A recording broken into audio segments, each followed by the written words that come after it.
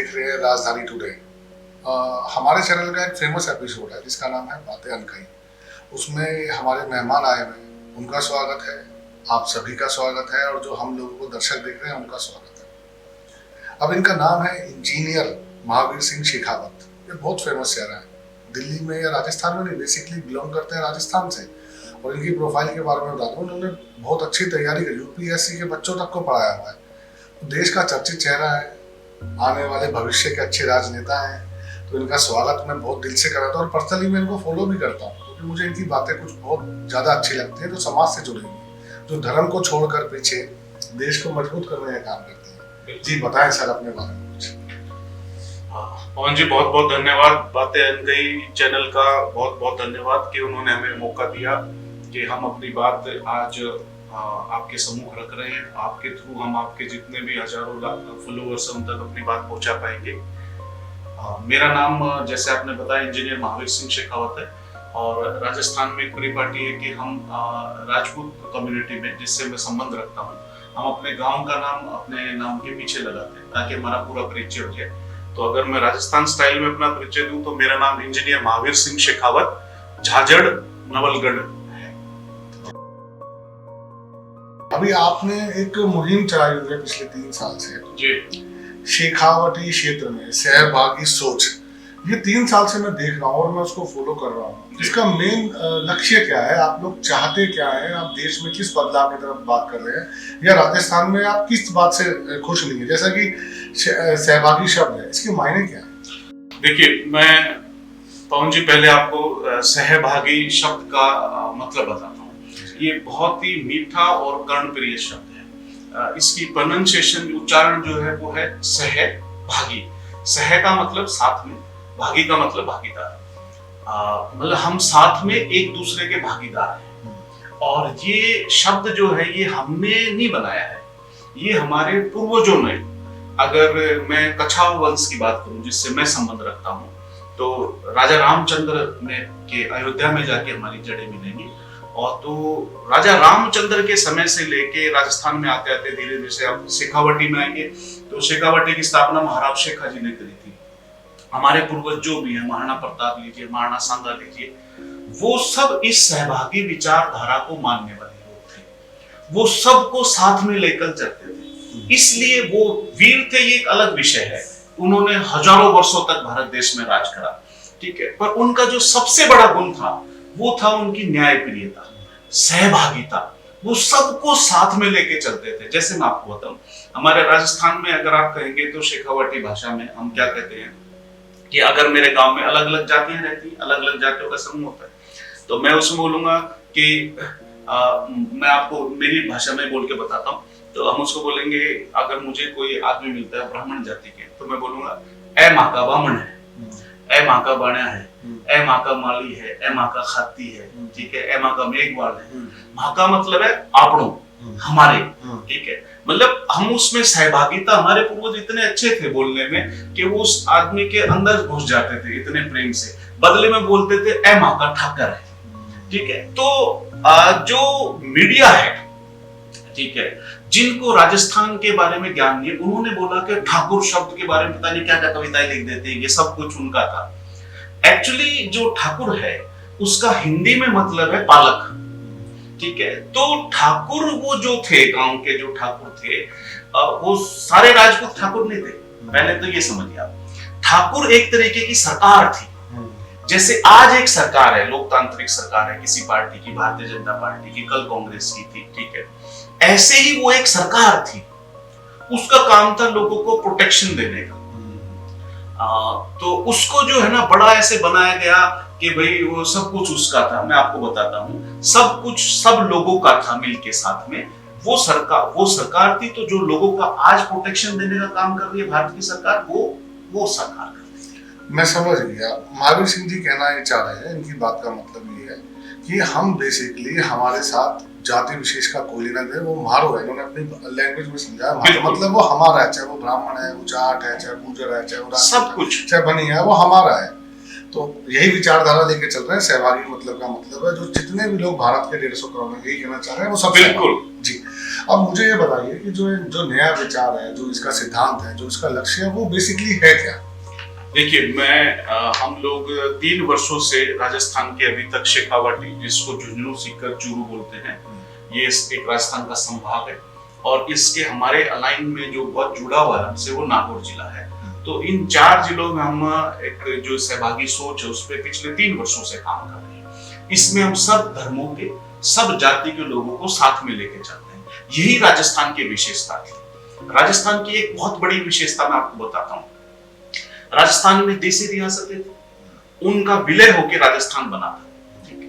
तो राजस्थान के अंदर ये हम बड़ी प्राउडली बताते हैं कि सांप्रदायिक सौहार्द जो है वो हमारे खून में है, ठीक है, और जो राष्ट्रभक्ति वो हमारे खून में है, जो सहभागिता वो हमारे खून में है। तो आप ये कहना चाह रहे हैं कि आपके खून में है, बाकी के खून में नहीं है? नहीं, हमारे खून में मतलब राजस्थान के खून आपको डिफाइन कर रहे हैं बात, इसका मतलब आप अपने आप को स्पेशल दिखाना चाहते हैं? मैं आपको बताता हूँ कैसे। जब बंटवारा हुआ देश का, भारत पाकिस्तान हुआ, तो लगभग पूरे देश में हिंदू मुस्लिम दंगे हुए, बहुत लार्ज स्केल पर। उधर हिंदू मारे गए, इधर मुस्लिम मारे गए, ऐसा हुआ, जबकि वो सदियों तक साथ में रहे थे। राजस्थान एक इकलौता ऐसा स्टेट है जहां पे एक भी दंगा नहीं हुआ। उसका कारण था कि जो यहाँ के शासक थे उन्होंने ये बिल्कुल बोल दिया था कि जिसको पाकिस्तान जाना अपनी मर्जी से, खुद की इच्छा से वो जाइए, और जिसको नहीं जाना है उसको हम बिल्कुल कुछ भी नहीं होने देंगे। हमारे साथ पीढ़ियों दर पीढ़ियों हो रहे हैं, हम उनके साथ रहे हैं। ये सहभागिता थी। तो राजस्थान में धर्म आधारित दंगा बंटवारे के समय में नहीं हुआ था। इसलिए मैं बोल रहा हूँ कि राजस्थान स्पेसिफिक है। तो वैसे आपका लक्ष्य और सिद्धांत क्या है, मेन क्या है? लक्ष्य अभी अगर इमीडिएट की हम बात करते हैं तो हमारा लक्ष्य है कि राजस्थान में हमने सहभागी सुराज स्थापित करना है। लोगों की सहभागिता जो राजस्थान में पीढ़ी दर पीढ़ी रही वो अब नगण्य हो गई है, ठीक है। मैं जिस बेल्ट से आता हूँ, शेखावाटी बेल्ट से, उसमें आप देखेंगे 4 तरीके की शक्तियां होती हैं। अध्यात्म को आप छोड़ दीजिए, धर्म को आप छोड़ दीजिए, क्योंकि धर्म जो है वो आत्मा को परमात्मा से मिलाने का तरीका है, और वो तरीके अलग अलग हो सकते हैं और हमें हर तरीके का सम्मान करना चाहिए। जैसे भारत देश के अंदर जितना मुझे ज्ञान है 7 धर्म मान्यता प्राप्त है, हिंदू, मुस्लिम, सिख, ईसाई, जैन, बौद्ध और पारसी। तो 7 का अलग अलग तरीके से रिचुअल्स हो सकते हैं, उनकी अलग अलग मान्यता हो सकती है। उनको आत्मा से परमात्मा को मिलाने का, मोक्ष प्राप्त करने का अलग अलग तरीका हो सकता है। सबका सम्मान करना चाहिए। तो आपके चाह रहे हैं सम्मान नहीं होगा? सम्मान नहीं हो रहा है तो फिर लोकतांत्रिक देश की क्यों कह रही है भारत की सरकार, या भारत को लोकतांत्रिक देश पे बना हुआ? देखिए, तो आप ये कैसे डिफाइन कर सकते हैं कि सम्मान नहीं हो रहा? कोई एग्जांपल मैं आपको बताता हूं, एग्जांपल देता हूं। अभी एक्चुअली आप इस वर्तमान सरकार से ले लीजिए। अभी भारतीय जनता पार्टी की सरकार है और ये संघर्षरत थे। पहले जो इनकी रचना करने वाले थे, इनके परिवार के लोग थे, वो कांग्रेस में भी थे, जैसे श्यामा प्रसाद मुखर्जी जी, ठीक है। और फिर वो जनसंघ में आ गए, जनसंघ से वो जनता पार्टी में विलय कर गए, जनता पार्टी से विलय करके फिर वो भारतीय जनता पार्टी बन गई। तो काफी लंबा समय हो गया था उनको, पर वो सत्ता प्राप्त नहीं कर पा रहे थे। तो सत्ता प्राप्ति का जो उन्होंने षड्यंत्र करा, षड्यंत्र आज आप भारत की सरकार पे, आप आरएसएस पे, और क्योंकि आरएसएस जिसको आप जनता दल, अभी आपने नाम लिया, तो आरएसएस के लिए मैंने नहीं कहा, मैंने भारतीय जनता पार्टी। उससे पहले आपने क्या बोला था? जनसंघ आरएसएस को जनसंघ कहा जाता है, इसलिए मैंने शब्द उठाया। तो आप जो भी बात बोलेंगे आपके खुद के शब्द है। बिल्कुल। हाँ, तो आप खुद के नहीं, ये सहभागी सोच के शब्द। एक आप सहभागी सोच के फाउंडर हैं, आपके साथ समाज जुड़ा हुआ है, तो आपकी सोच और उनकी सोच बराबर है, जाहिर सी बात है। अगर हम लोगों ने आपको अपना नेता मान लिया तो जो आपकी राय है वो हमारी है। तो आप इस कैमरे पे, चैनल पे भारतीय जनता पार्टी और आरएसएस पे सवाल उठा रहे हैं, जैसा आपने कहा। बिल्कुल। तो आप सहमत हैं इस बात से? बिल्कुल सहमत हूँ। उन्होंने ये षड्यंत्र करा कि देश की सत्ता पे कैसे काबिज हुआ जाए। जी, आपको कब पता चला कि उन्होंने षड्यंत्र किया? षड्यंत्र तो पूरी दुनिया को पता है। भाजपा का जो थिंक टैंक है वो आरएसएस है, ठीक है। जो उसकी आइडियोलॉजी देता है वो आरएसएस देता है, और आरएसएस की आइडियोलॉजी में खामी है, ठीक है। वो आरएसएस की आइडियोलॉजी में जब खामी, आप एक संगठन में बहुत डिटेल में जाते हैं तो आपको पता चलती है। जो बोलते हैं कि हिंदुत्व, ठीक है, बट वो हिंदुत्व को मानते नहीं है। मैं आपको बताता हूं कैसे। जब हम हिंदुत्व की बात करते हैं तो हिंदू समाज में बहुत सी जातियां हैं, ठीक है, सैकड़ों जातियां हैं, 36 बिरादरी आप जिसको बोलते हैं। पर आरएसएस को बने अभी करीब 100 वर्ष हो गए। 100 वर्ष में 94 वर्षों में जो उसका सुप्रीम होता है वो सिर्फ एक जाति का होता है। मैं किसी जाति का नाम नहीं लेना चाहता, मैं किसी जाति के खिलाफ नहीं, सब जाति में हमारे दोस्त हैं। इसका मतलब जो उनकी रिच है 94 वर्ष तक, मतलब 94% टाइम जब से संघ बना हुआ है वो सिर्फ एक जाति का ही अध्यक्ष होता है। तो इसका मतलब आप तो एक जातिवादी संगठन हो गए, आप किसी अन्य को मौका ही नहीं देना चाहते। तो ना तो आप हिंदुत्ववादी हैं, ना आप जो बोलते हैं कि हम जातियों को नहीं मानते, आप जातिवाद कर रहे हैं, और आप राष्ट्रवाद भी नहीं कर रहे हैं। मैं कारण बताता हूं। राष्ट्र का मतलब है जो भारत में रह रहे हैं, जो भारत के नागरिक हैं। आप बार बार बोल रहे हैं 150 करोड़ जनता, ये मिला के राष्ट्र है, ठीक है। इस 150 करोड़ जनता में से वो करीब 20 करोड़ जो मुसलमान समाज है, उनको उन्होंने जब से इनकी स्थापना हुई 99 वर्ष तक इन्होंने कहा कि मुसलमान जो है वो देश का हिस्सा नहीं है। यही कहते रहे वो आम लोगों तक। अब ये क्या कहते रहे, आप क्या सुनते रहे, जो आम मुसलमान मानता है, 20 करोड़ मुसलमान जो देश का मानता है, वो ये कहता है कि संघ और भाजपा हमें देश का हिस्सा नहीं मानती, ठीक है, हम पर डाउट करा जाता है, हमारी इंटीग्रिटी पर। एक नफरत का माहौल बना दिया, एक राष्ट्र के अंदर 2 राष्ट्र की अवधारणा कर दी, ठीक है। तो ये राष्ट्रवादी कैसे हो सकते हैं? ठीक। आप, अब मेरा एक सवाल आपसे इसी सवाल से जुड़ा हुआ जो आपने उत्तर दिया। जी, देश को आरएसएस चला रहा है, भाजपा चला रही है? जो विचार है वो आरएसएस जनित है और जो सरकार है वो भाजपा है। तो मैं ये बात ऐसे मान लूं कि भाजपा आरएसएस के कहने पे सरकार चला रही है, ये कहना चाह रहे हैं आप? विचार तो वही है। अच्छा, अभी आपने जैसे मुस्लिम को लेकर आपने अपनी चिंताएं व्यक्त की सामने। जी। अभी इससे पहले जो हमारे राष्ट्रपति थे अब्दुल कलाम, वो एक मुस्लिम थे। जी। कुछ जजेस हैं जो मुस्लिम हैं। जी। कुछ यूपीएससी टॉपर है, अभी पिछले साल 47 मुस्लिमों ने टॉपर किया। कुछ डॉक्टर्स हैं, कुछ लॉयर्स हैं, कुछ बिजनेसमैन हैं। 5 कंट्रियों से पहले भाजपा का मुस्लिम कंट्री से व्यापार था, 17 कंट्री से मुस्लिम से व्यापार है। जब 17 देश के मुसलमान भारतीय जनता पार्टी या भारत की सरकार को सपोर्ट कर रहे हैं, तो आप इनसिक्योरिटी क्यों महसूस कर रहे हो? एक सेकंड।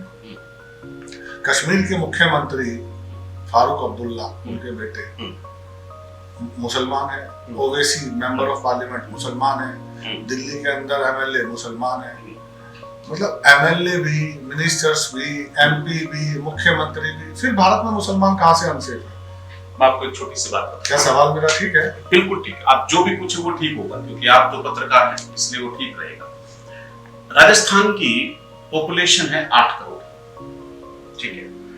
8 करोड़ पॉपुलेशन में 10% मुसलमान है, मतलब 80 लाख मुसलमान राजस्थान में है। ये जनसंख्या का आंकड़ा कहता है, ठीक है। आप 1931 की अगर गणना करेंगे, जातिगत जनगणना, और अभी लेटेस्ट जो 2011 की जिसमें धर्मों की गणना होती है अल्पसंख्यक, उसमें 10% के करीब है मुसलमान। 80 लाख लोगों में आप सरप्राइज हो जाओगे, जब से भारत में लोकतंत्र बना है एक भी मुस्लिम सांसद नहीं बना है लोकसभा से। मैंने तो मुख्यमंत्री भी दिखाया आपको। लोकसभा का सांसद राजस्थान की मैं बात कर रहा हूं, मैं राजस्थान के परिप्रेक्ष्य की बात करता हूं। हमारा एजेंडा क्या है?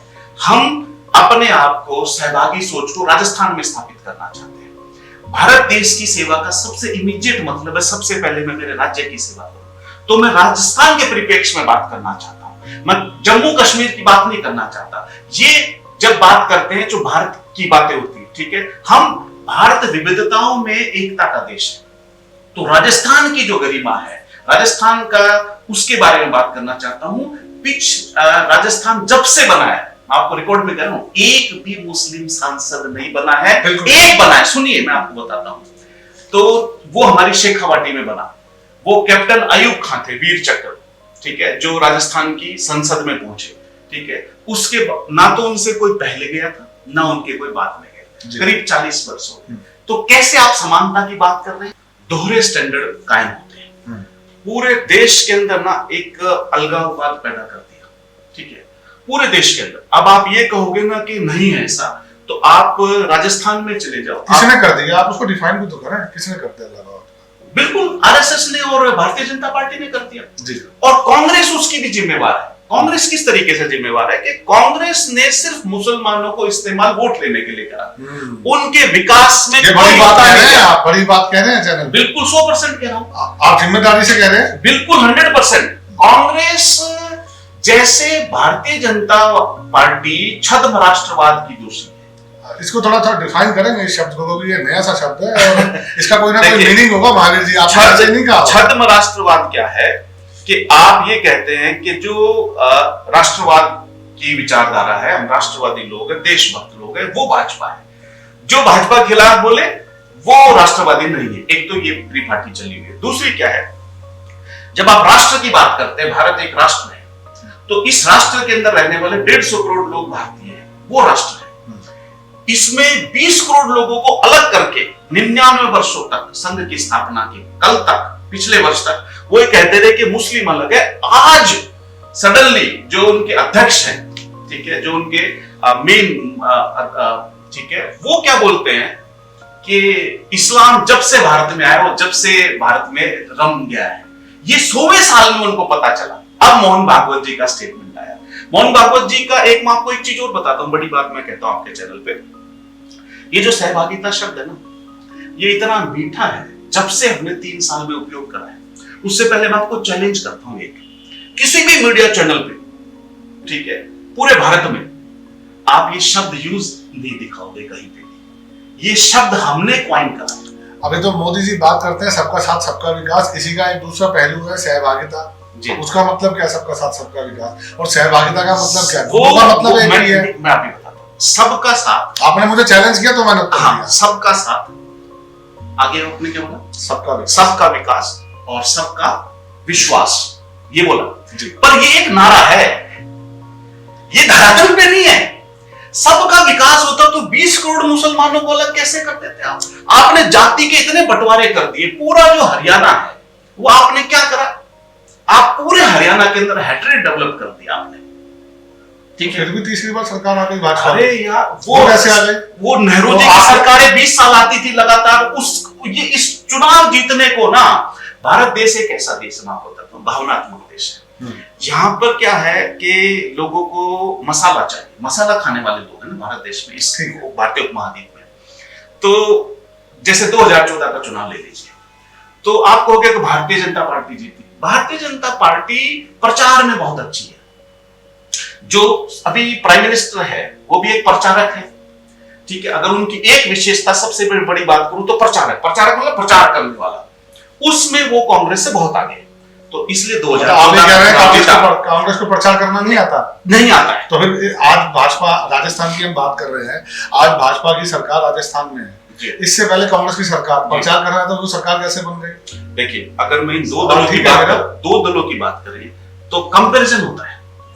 इन कंपैरिजन के पर्सपेक्टिव में बात होती है। तो in comparison to BJP, Congress को प्रचार करना नहीं आता, बीजेपी उससे बहुत आगे है। 2014 में जो चुनाव में आई, मैं आपकी उस बात का जवाब दे रहा हूं कि चुनाव कैसे जीत रहे हैं। चुनाव जीतना इसका मतलब ये नहीं कि आप बहुत अच्छे हैं। लोकतंत्र में बेस्ट नहीं चुना जाता, लोकतंत्र में बेस्ट अवेलेबल चुना जाता है। 2014 में वो प्रचार के दम पे आए। 2019 में वो किस लिए आए? वो 19 में आए भावना के ऊपर। वो कुछ नहीं कर पा रहे, पाकिस्तान के ऊपर 2 मिसाइल फेंक दी, तो लोगों की भावना बलवंती हो जाती है और आप आ जाते हैं, राष्ट्रवाद दिखाते। सुनिए मेरी बात, मैं ये क्यों अपील करता हूं। भारत देश में से एक कौम है, कायम खानी बोलते हैं उसको। वो करीब 600-650 साल पहले चौहान वंश में होते थे, राजपूतों से। वो 650 साल पहले मुस्लिम धर्म अपनाया था उन्होंने, ठीक है। वो जनसंख्या के अनुपात में भारत देश में सबसे अधिक शहीद उस कौम ने दिए, ठीक है। उस कौम की फौज में भर्ती करानी बंद कर दी। पिछले 10-12 वर्षों से ओपन भर्ती होती थी पहले उस कौम की, वो बंद कर दी। उसकी जो यूनिट है वो बंद करने लगे 10-12 वर्षों से, जब से भारतीय जनता पार्टी का शासन आया, ठीक है।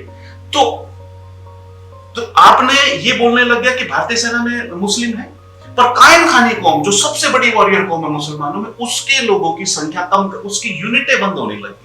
तो देश को तोड़ने का तरीका नहीं है। ये तोड़ा जा रहा है ना देश को। ये मैं ये बात समझाना आवाज चाह रहा जो हूं। आप आवाज उठा रहे हैं इस चैनल के माध्यम से, क्या ये बात कांग्रेस ने कभी उठाई या विपक्ष के दलों ने कभी? सब देश में 70 पॉलिटिकल पार्टियां हैं, जी, तो जिम्मेदारी आप ले रहे हैं, बाकी 69 पार्टियां। अगर वो 70 पार्टी इंक्लूडिंग कांग्रेस जिम्मेवारी ले ले, राजस्थान के परिप्रेक्ष्य में बात कर ली थी, दो ही है, भाजपा और कांग्रेस, अगर ये दोनों दल अपनी जिम्मेवारी राजस्थान के प्रति पूरी करें तो फिर सहभागी सोच की आवश्यकता क्या है? मैं आपको बताता हूं, दुनिया में अध्यात्म एक ताकत है, उसके अलावा 4 तरीके की शक्तियां होती है।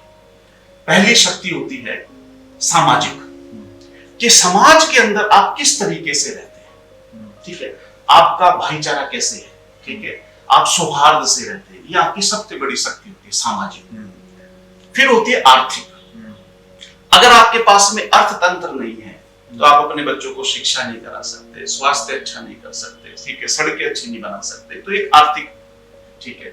तीसरी होती है सामाजिक, आर्थिक, प्रशासनिक। प्रशासनिक मतलब आप लोग तहसीलदार हैं, पटवारी हैं, ग्राम सेवक हैं, पुलिस हैं, बिजली विभाग में, स्वास्थ्य विभाग में, आप प्रशासन में होने चाहिए, ये प्रशासनिक शक्ति आज की डेट में। और चौथी हम बोलते हैं राजनीतिक। तो जैसे मनुष्य को अपना जो भोजन ग्रहण करते हैं, हम प्रोटीन्स लेते हैं, कार्बोहाइड्रेट्स लेते हैं, मिनरल्स लेते हैं, ठीक है, फैट्स लेते हैं, ठीक है, इन सब को मिला के आपकी डाइट बनती है। ऐसे ही जो मनुष्य का जीवन है उसको जीने के लिए आध्यात्म को अगर हम साइड में रखते हैं एक बार, क्योंकि वो हमारा विषय नहीं है, हम आध्यात्मिक गुरु नहीं है, इसके अलावा जो 4 चीजें हैं, सामाजिक, आर्थिक, राजनीतिक और प्रशासनिक, ये 4 शक्तियां मिलके ही आप आदमी का जीवन खुशहाल बनता है। अब मैं जिस रीजन से आता हूं शेखावाटी, उस रीजन में सबसे अधिक असमानता है चारों प्रकार की, तो उसके लिए दोषी सरकार है ना। जैसे मैं आपको बात बताता हूं, आप सरकारी चीजों की बात करें, राजस्थान में करीब करीब 20 लाख टोटल कर्मचारी मिलेगा आपको सरकारी, ठीक है, 20 लाख के आसपास। तो रिजर्वेशन तो पूरे भारत देश में लागू है। SC ST आज भी 80 वर्षों के बाद में भी उतने डेवलप नहीं हो पाए, ठीक है, वो समाज में नौकरियों में आ रहे हैं, ठीक है, पर जो सामाजिक प्रतिष्ठा है वो अभी भी उस लेवल पे उनकी नहीं पहुंची जो पहुंच जानी चाहिए थी। इसके अलावा ओबीसी आरक्षण की मैं बात करता हूं, अदर बैकवर्ड क्लास का जो रिजर्वेशन है, राजस्थान के परिप्रेक्ष्य में मैं बात करता हूं, आप ये नोटिस करेंगे कि करीब 90 जातियां हैं ओबीसी आरक्षण में, ठीक है, 90 जातियों में से भी 10 ऐसी जातियां, कम से कम 10 हैं जिनकी आज तक एक भी सरकारी नौकरी नहीं है। ऑथेंटिक डाटा है मेरे पास, ये 90 में से कम 10 ऐसी जाति जिनको आज तक एक भी सरकारी नौकरी नहीं मिली है राजस्थान में। तो उसका कारण क्या है नौकरी नहीं मिली? क्योंकि सरकारें उनकी अपलिफ्ट, ये सिर्फ मैंने बोला ना, सबका साथ, सबका क्या बोलते हैं विकास, सबका विश्वास, ये नारा है। 12-13 वर्ष हो चुके सरकार सेंटर में आई और करीब 15 राज्यों में भी इनकी सरकारें हैं, इनके अलायंस की सरकारें हैं। ये सिर्फ नारा है बोलने के लिए। कांग्रेस और भाजपा जो जाति बहुमत में होती है, जैसे शेखावाटी नागौर रीजन की बात कर लो, उसके आगे वो दब चुके, सरेंडर कर चुके हैं। अब एक जाति, आप मुझे बताएं, क्या असमानता बढ़िया चीज है? संविधान की बेसिक अवधारणा जो है, मूल अवधारणा वो ये है कि सबको समान हक मिलना चाहिए। ये तो राजशाही खत्म करी गई थी, उसमें कुछ कमी होगी इसलिए खत्म करी गई थी, और फिर संविधान बनाया गया, पर संविधान के अंदर 10 जाति तो आज भी ऐसी ओबीसी की जिसको एक भी सरकारी नौकरी नहीं है। और एक ही जाति अगर राजस्थान की 60, 70, 80% तक नौकरियां ले जाए और बाकी जो ओबीसी के अंदर 90 जाति हैं वो घूम रही हैं, कोई सरकार उनके बारे में कुछ नहीं सोच रही है, तो क्या ये गलत नहीं है? इसलिए सहभागी सोच की आवश्यकता पड़ी, इसलिए हम खड़े हुए। महावीर सिंह जी, आप इतना सक्रिय हैं, इतना अच्छा बोलते हैं, इतने अच्छी विचारधारा रखते हैं और देश की सभी जातियों के बारे में मतलब आपकी एक ही राय है, चाहे वो SC हो, ST हो, OBC हो, जनरल हो, हिंदुइज्म को एक लेकर साथ चलना चाह रहे हैं, तो फिर जातिवाद के बारे में क्या राय है आपकी? और जो वंशानुगत के बारे में जो स्पेशल शब्द है, मतलब जिसे अंग्रेजी में DNA कहा जाता है, जी जी, इसके बारे में क्या कहते हैं? देखिए पवन जी, जाति जो है वो भारत देश की सच्चाई है। हम अलग अलग एथनिक ग्रुप हैं। अगर आप स्टैच्यू ऑफ यूनिटी जो बना हुआ है गुजरात में, सरदार वल्लभ भाई पटेल की जो स्टैच्यू बनी हुई है, विश्व की सबसे ऊंची मूर्ति है, उसको आप देखने जाए, कभी गए आप वहां पे देखने? नहीं। आप वो देखेंगे तो उसके नीचे एक चीज लिखी हुई है जो बहुत प्यारी चीज है, भारत के संविधान में भी लिखी हुई है कि भारत देश विविधताओं में एकता का देश है। ये हमारी पंच लाइन है। जैसे मणिपुर का कल्चर राजस्थान से नहीं मिलता, नागालैंड का कल्चर हरियाणा से नहीं मिलता, पर हम सब मिलके भारत हैं। ऐसे ही हम अलग अलग जातियों के ग्रुप हैं, पर हम सब मिलके भारत हैं। हर जाति की अपनी अपनी विशेषताएं भी है, जिसको आप डीएनए बोल रहे हैं आजकल, और वो वंशानुगत गुण होते हैं। जैसे मैं आपको बताता हूं, अगर कोई ब्राह्मण जाति के बच्चे हैं तो उसके घर में ऐसा माहौल होता है कि हमारी तो वेदों में बताया गया, अभिमन्यु ने जो चक्रव्यूह तोड़ना वो पेट में सीख लिया था मां के, तो बहुत सा जो ज्ञान है वो मां के गर्भ में धारण कर लेते हैं। ठीक है, तो जैसे आपकी अपब्रिंगिंग होती है, जैसे आपकी सोसाइटी होती है, उसके हिसाब से आप में कुछ गुण डेवलप हो जाते हैं, वो पीढ़ी दर पीढ़ी होते हैं। इनको वंशानुगत गुण कहते हैं। ये मैं नहीं कह रहा, ये साइंस कह रही है। ठीक है, तो क्योंकि मैं भी साइंस का स्टूडेंट हूं, इसलिए मैं उसको मानता हूं। जाति के अलग अलग गुण होना गलत नहीं है। ठीक है, जैसे मैं राजपूत जाति से बिलोंग करता हूं, तो राजपूतों का लड़ने लड़ाने का इतिहास रहा है, तो आप जन्मजात योद्धा हो जाओगे। ठीक है, आप जैसे युद्ध की बात करोगे तो वो हमें सिखाने की जरूरत नहीं पड़ती है। जैसे मान लीजिए कोई महाजन कम्युनिटी से आता है, बनिया कम्युनिटी से आता है, तो उनका बच्चे को अकाउंट सीखने के लिए ना कॉमर्स करने की जरूरत नहीं है, वो फॉर्मल एजुकेशन है, पर उसके अंदर जो दुकानदारी के जो गुण है, जो व्यापार के गुण है, वो किसी राजपूत से बहुत आगे आ जाते हैं अपने आप ऑटोमेटिक। लेकिन मैं इसको शॉर्ट में कह देता हूँ, जैसे ब्रह्मा जी ने हमारे धर्म में कहा गया 4 जातियां बनाई, वैश्य, क्षत्रिय, शूद्र और ब्राह्मण जी। उस हिसाब से वो कर्म होगा। पिता तो एक ही है जी, पिता एक ही है, वो 4 भाई हो गए। ये मैं इन 4 भाइयों में कह सकता हूँ, सबको अपने अपने कार्य क्षेत्र पे डाल दिया। भाई आप कह रहे हो ब्राह्मण को पुजारी बना दिया, एक वैश्य बनिए समाज को, महाजन समाज को व्यापारी बना दिया, क्षत्रिय को रक्षा करने के लिए, और शूद्र को सबका काम करने के लिए, सारी चीजों का ध्यान मॉनिटरिंग करने के लिए एक तरह से बना दिया। आप जाति को कर्म से जोड़ रहे हैं, ठीक है, लेकिन आज के संसार में, आज के टाइम में बिजनेसमैन तो सभी हैं। आज अगर आज हमारे रक्षा मंत्रालय कोई ब्राह्मण है तो हम ये कोई कहेंगे कि जी ये क्षत्रिय है। मैं थोड़ा सा डिफरेंट इससे इसलिए कहना चाह रहा हूँ कि कर्म के हिसाब से जाति होनी चाहिए, जाति के हिसाब से कर्म होनी चाहिए, ऐसा मेरा सोचना। ठीक है, प्लीज आप मैं इसी बात में, ये तो मैंने अपनी एक राय रखी थी, आपके सामने बात की थी। आप साइंस को मानते हैं? बिल्कुल मानता हूँ। ये जो डीएनए है, ये मैं नहीं कह रहा हूँ, आपके जो गुण डेवलप होते हैं, डीएनए इसी चीज का नाम है। गुण आपके वंशानुगत होते हैं, पीढ़ी दर पीढ़ी। आप जिस कम्युनिटी को बिलोंग करते हैं उसके हिसाब से आप में कुछ गुणों की अधिकता अधिक हो जाएगी। मैंने ये नहीं कहा कि आपकी विशेषता मेरी विशेषता से कम है। नहीं, मैं ऐसा नहीं कहना चाह रहा हूं। आपकी बात को मैं ये कहना चाह रहा हूं कि ये प्योर साइंस है। नहीं, मैं सहमत हूं आपके साइंस से, आपकी पर मैं अब मेरे मुद्दे पर आ जाता हूं। हाँ जी, जो जातिवाद है, वाद जो है, वो गलत है। हाँ, सही कि आप सिर्फ अपने जाति के लोगों का ही भला चाहते हैं, तो आप एक बीमारी से पीड़ित हैं। वाद का मतलब क्या होता है? बीमारी है, तो वो बीमार आदमी है। हम सहभागी है, इसलिए हम सहभागी सोच को लेके आए हैं। आप जातिवाद के बिल्कुल खिलाफ है, इसलिए सहभागी कट्टर खिलाफ है। हम जातिवाद और धर्म के आधार पर भेदभाव के बिल्कुल खिलाफ है, यही सहभागी सोच। तो आप ये बात मानते हैं कि आप राजपूत होकर सबको साथ लेकर चलना चाहते हैं, बजाय राजपूत नहीं? अब मैं बात मेरे नहीं, सीधी बात बिल्कुल। तो आप इस बात को मानते हैं कि आप राजपूत होकर सबको साथ लेके चलना चाह रहे हैं? 100%। ये मैं आपको बताता हूँ, सुने, मैं आपको छोटी सी बात बताता हूँ। ये जो शेखावाटी एरिया है, राजस्थान 7 संभागों में बटा हुआ है, उसमें एक संभाग है शेखावाटी, झुंझुनू, सीकर, चूरू को मिला के बनता है। हमसे बिल्कुल अटैच, सेम कल्चर का नागौर भी है, इसलिए हम इन 4 जिलों की अभी बात कर रहे हैं। हम पूरे राजस्थान में जाएंगे, राजस्थान से हो सकता है आने वाले दशकों में पूरे भारत में भी जाए, ठीक है, पर आने वाले राजस्थान की बात कर रहे हैं। और जो 3 साल जो आपका सहभागी रहा राजस्थान में था? बिल्कुल, राजस्थान में, क्योंकि मैं भी देख रहा था तो राजस्थान में था जी। और अभी आपने राजस्थान के अंदर भी शेखावाटी और नागौर में है। अभी हम जयपुर में जा चुके हैं। कितनी लोकसभा कवर करते हैं उसमें? हम अभी 4 लोकसभा। क्या नाम है उनके? झुंझुनू, सीकर, चूरू, नागौर। अच्छा, ये इन चारों को कवर कर रहे हैं। ये इस चारों लोकसभा से लोग आपके साथ जुड़े हुए हैं? चारों लोकसभा के लोग जुड़े हैं। हम जयपुर में भी कार्यक्रम कर चुके हैं, हम हनुमानगढ़ भी जाते हैं, ठीक है। वैसे राजस्थान बेसिकली इसमें किस समाज के लोग आपके साथ जुड़े हुए हैं, किस जाति से? जो आप जातिवाद की अभी हमारी बात चली रही है, तो ये बात भी होना स्वाभाविक है। देखिए मैं आपको बात बताता हूँ। सबसे पहले इसमें हमने राजपूत समाज को और कायम खानी समाज को जोड़ा, ठीक है।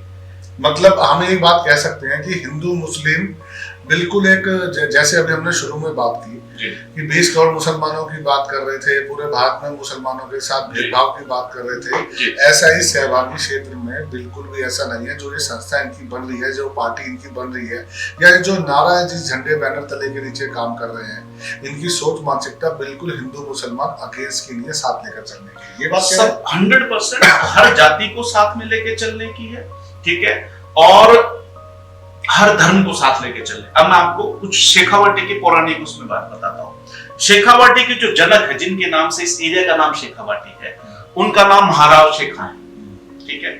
महाराव शेखा ने पठानों को साथ लेके, मुसलमानों को साथ लेके अपनी सेना बनाई, ठीक है, और उस एरिया पे राज करा। अब मैं आपको बताता हूँ, जब मुसलमानों से बात हुई, जो पठान कम्युनिटीज में बात कर रहा हूं, तो उन्होंने कहा कि महाराज आपके साथ आने में कोई दिक्कत नहीं है, पर एक बहुत बड़ी समस्या है। तो पहले लोग जंगलों में रहते थे, या तो पेड़ पौधे को काट के छाल को खा जाते थे, ठीक है, या उनको कोई जंगली जानवर मिलता था तो उसका जो शिकार करके खा जाते थे, ठीक है। ये रेडीमेड फूड तो मिलता नहीं था जंगलों में, ठीक है। तो अब उन्होंने कहा कि बताइए भाई आप किस शर्त पे हमारे साथ आए। बोले कि जी जो आप भोजन करते हैं ना, जानवरों को जो मार के आप शिकार करके खाते हैं, आपका खाने का तरीका अलग है। मैंने तो उन्होंने पूछा भाई कैसे? बोला आप ऐसे करते हो, जिसको आप झटका कहते हो, और ऐसे करके आप खा जाते हो, ठीक है। और बोला भाई आप कैसे खाते हो? बोला जी हम ऐसे ऐसे करके खाते हैं। तो बोला ये क्या होता है? बोला इसको हम हलाल बोलते हैं, हमारे धर्म में हलाल करके खाना है, ठीक है। बोला बस इतनी सी बात है। तो शेखाजी महाराज ने ये कहा कि अपना जो रसोड़े के जो उनके बॉस थे, जो उसके मालिक थे, महाराज थे, उनको बुला के कहा भाई आज के बाद में ऐसे करके बता देना, ठीक है। हमारे धर्म में ये नहीं लिखा हुआ गीता में कि मांस खाना है, या तो मांस खाना ही नहीं लिखा है, जीव हत्या को पाप माना गया है, और अगर आप पाप कर रहे हो तो फिर यूं कर रहे हो यूं कर रहे हो, इसके मायने नहीं है, ठीक है। तो उन्होंने कहा कि ऐसे बना देना। बोला बस इतनी बात है? बोला इतनी बात है। तो उन बोला ठीक है, कल से समस्या का समाधान। तो फिर वो जो अन्य राजपूत थे शेखावतों के अलावा, बोले कि महाराज हम तो ऐसे नहीं खाएंगे। तो बोला भाई जब ये अन्य राजपूत आते हैं इनका ऐसे करके बना देना। फिर शेखावत बोले महाराज हम भी ऐसे ही करके खाएंगे। बोला जब शेखावत अकेले में खाए तो उनका ऐसे करके बना देना, और जब सेना का कंबाइन बने जब ऐसे बना देना। बात खत्म। खाने पीने की है, मैं क्या पहनता हूं, मैं क्या देखता हूं, मैं खाता पीता हूं, ये मेरा विषय नहीं है, सरकार का काम नहीं है, ये मेरी मान्यता है। तो मुझे मेरे एथनिक ग्रुप के हिसाब से जीवन जीने दिया जाए, ये मेरा विषय नहीं है। मैं मूछे रखे, मैंने टर्बन पहनी, इस बात की आपको क्या तकलीफ है? आपने मूछे नहीं रखे, नहीं रखी है, ये आपने डिसाइड करना है, ये सरकार का काम नहीं है, ये मेरे वैचारिक चीज है, मुझे करने दीजिए। फिर शेखाजी महाराज ने एक बात कही जो आज की छदम राष्ट्रवादी, छदम गो भक्त नहीं कहते, मैं आपको बताता हूं वो बात उसने महाराज शेखा ने 600 साल पहले कही। पवन साहब आप सरप्राइज हो रहे हैं। उन्होंने पता क्या कहा? उन्होंने कहा जो जंगल में एक सफेद रंग का जानवर घूमता है ना, जो 4 टांगों पे, जिसको आप गाय मानते हो और जिसको आप खा जाते हो, मतलब उसको हम माता मानते हैं, ये हमारा धर्म है। तो इसका शिकार मत कर लेना कभी, हम भी इसको पूजते हैं और आप भी पूजोगे। अपने धर्म की एक बात उनसे मनवा दी। समझ में आ गया?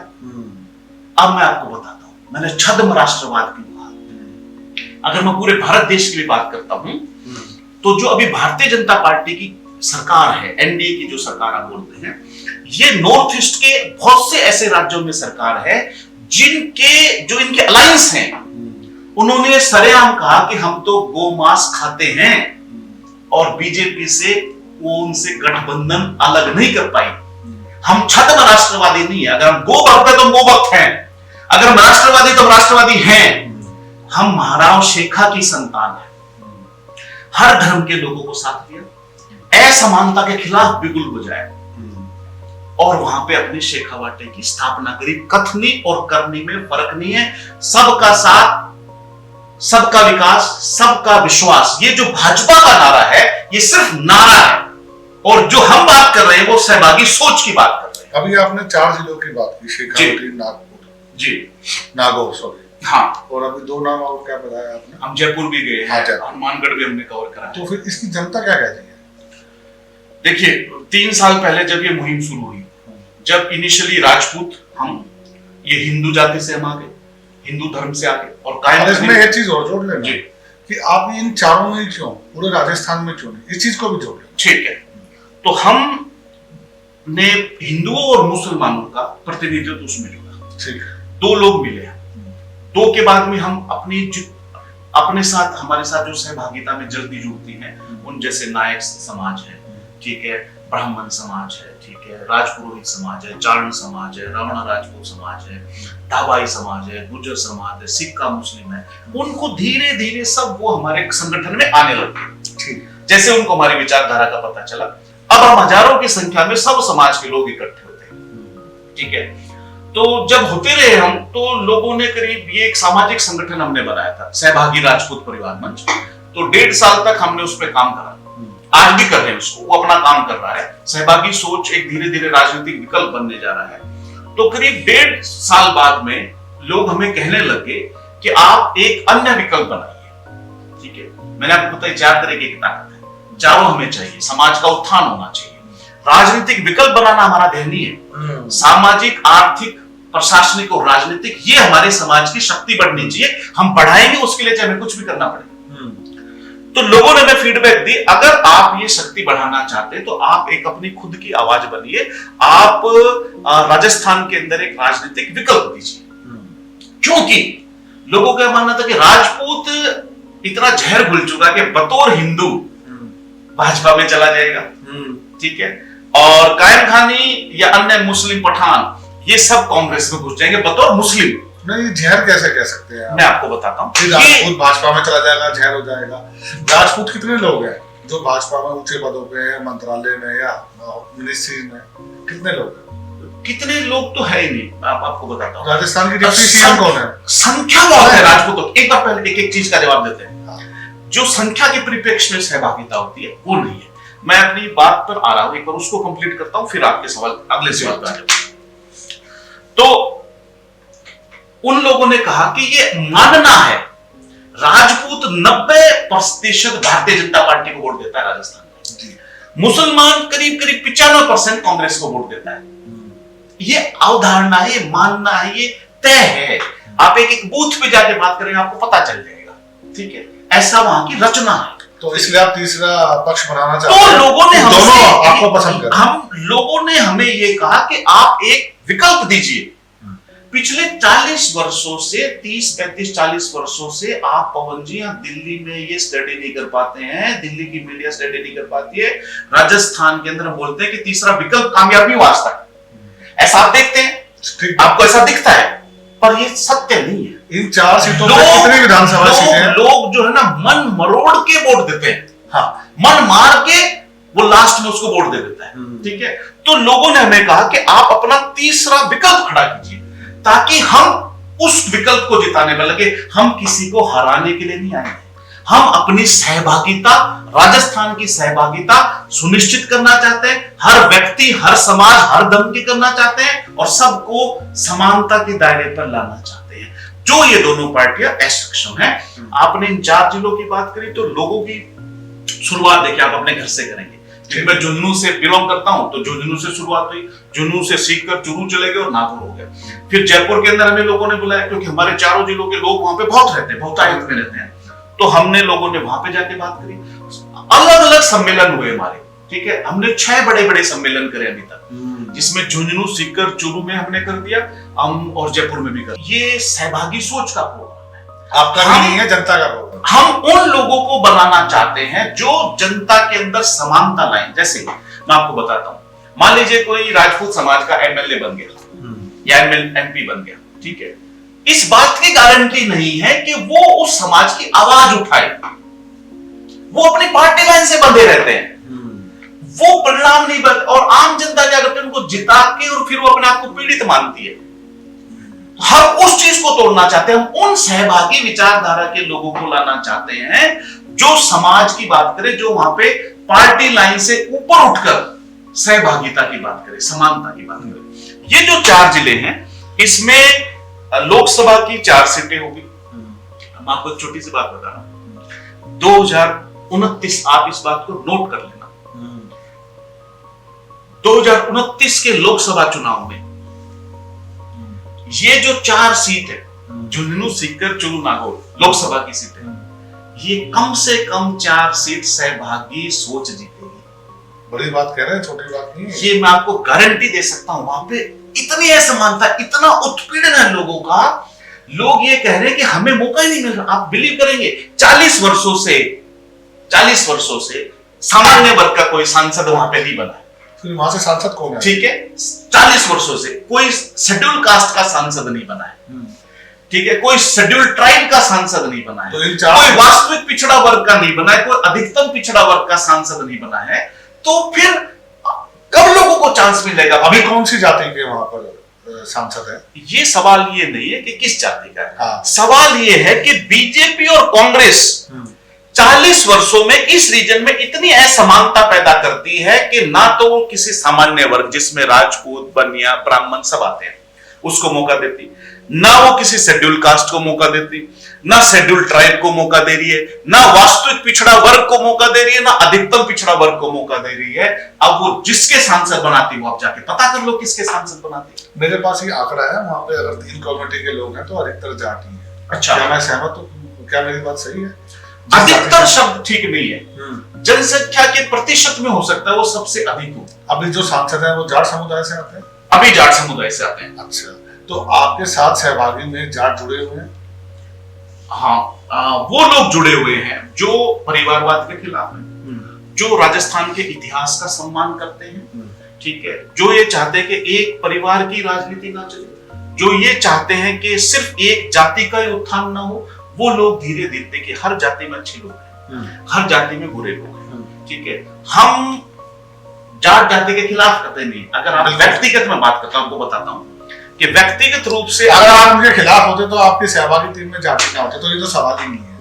अगर मैं आपको एक बात बताता हूं, सबसे अगर आप व्यक्तिगत आधार की बात करेंगे तो मेरे व्यक्तिगत रूप से सबसे अधिक दोस्त उस जाट जाति में है। पर मुद्दा ये नहीं है, मुद्दा भारत के संविधान का है, मुद्दा समानता का है। नहीं, मुद्दा ये है, मैं बता रहा हूँ कैसे है। हाँ। अभी आपने कहा, आपने जाट का नाम नहीं लिया, आपने नाम दिया कि इन चारों के अंदर एससी को नहीं मिलती, एसटी को नहीं मिलती, ब्राह्मण को नहीं मिलती, राजपूत को नहीं मिलती।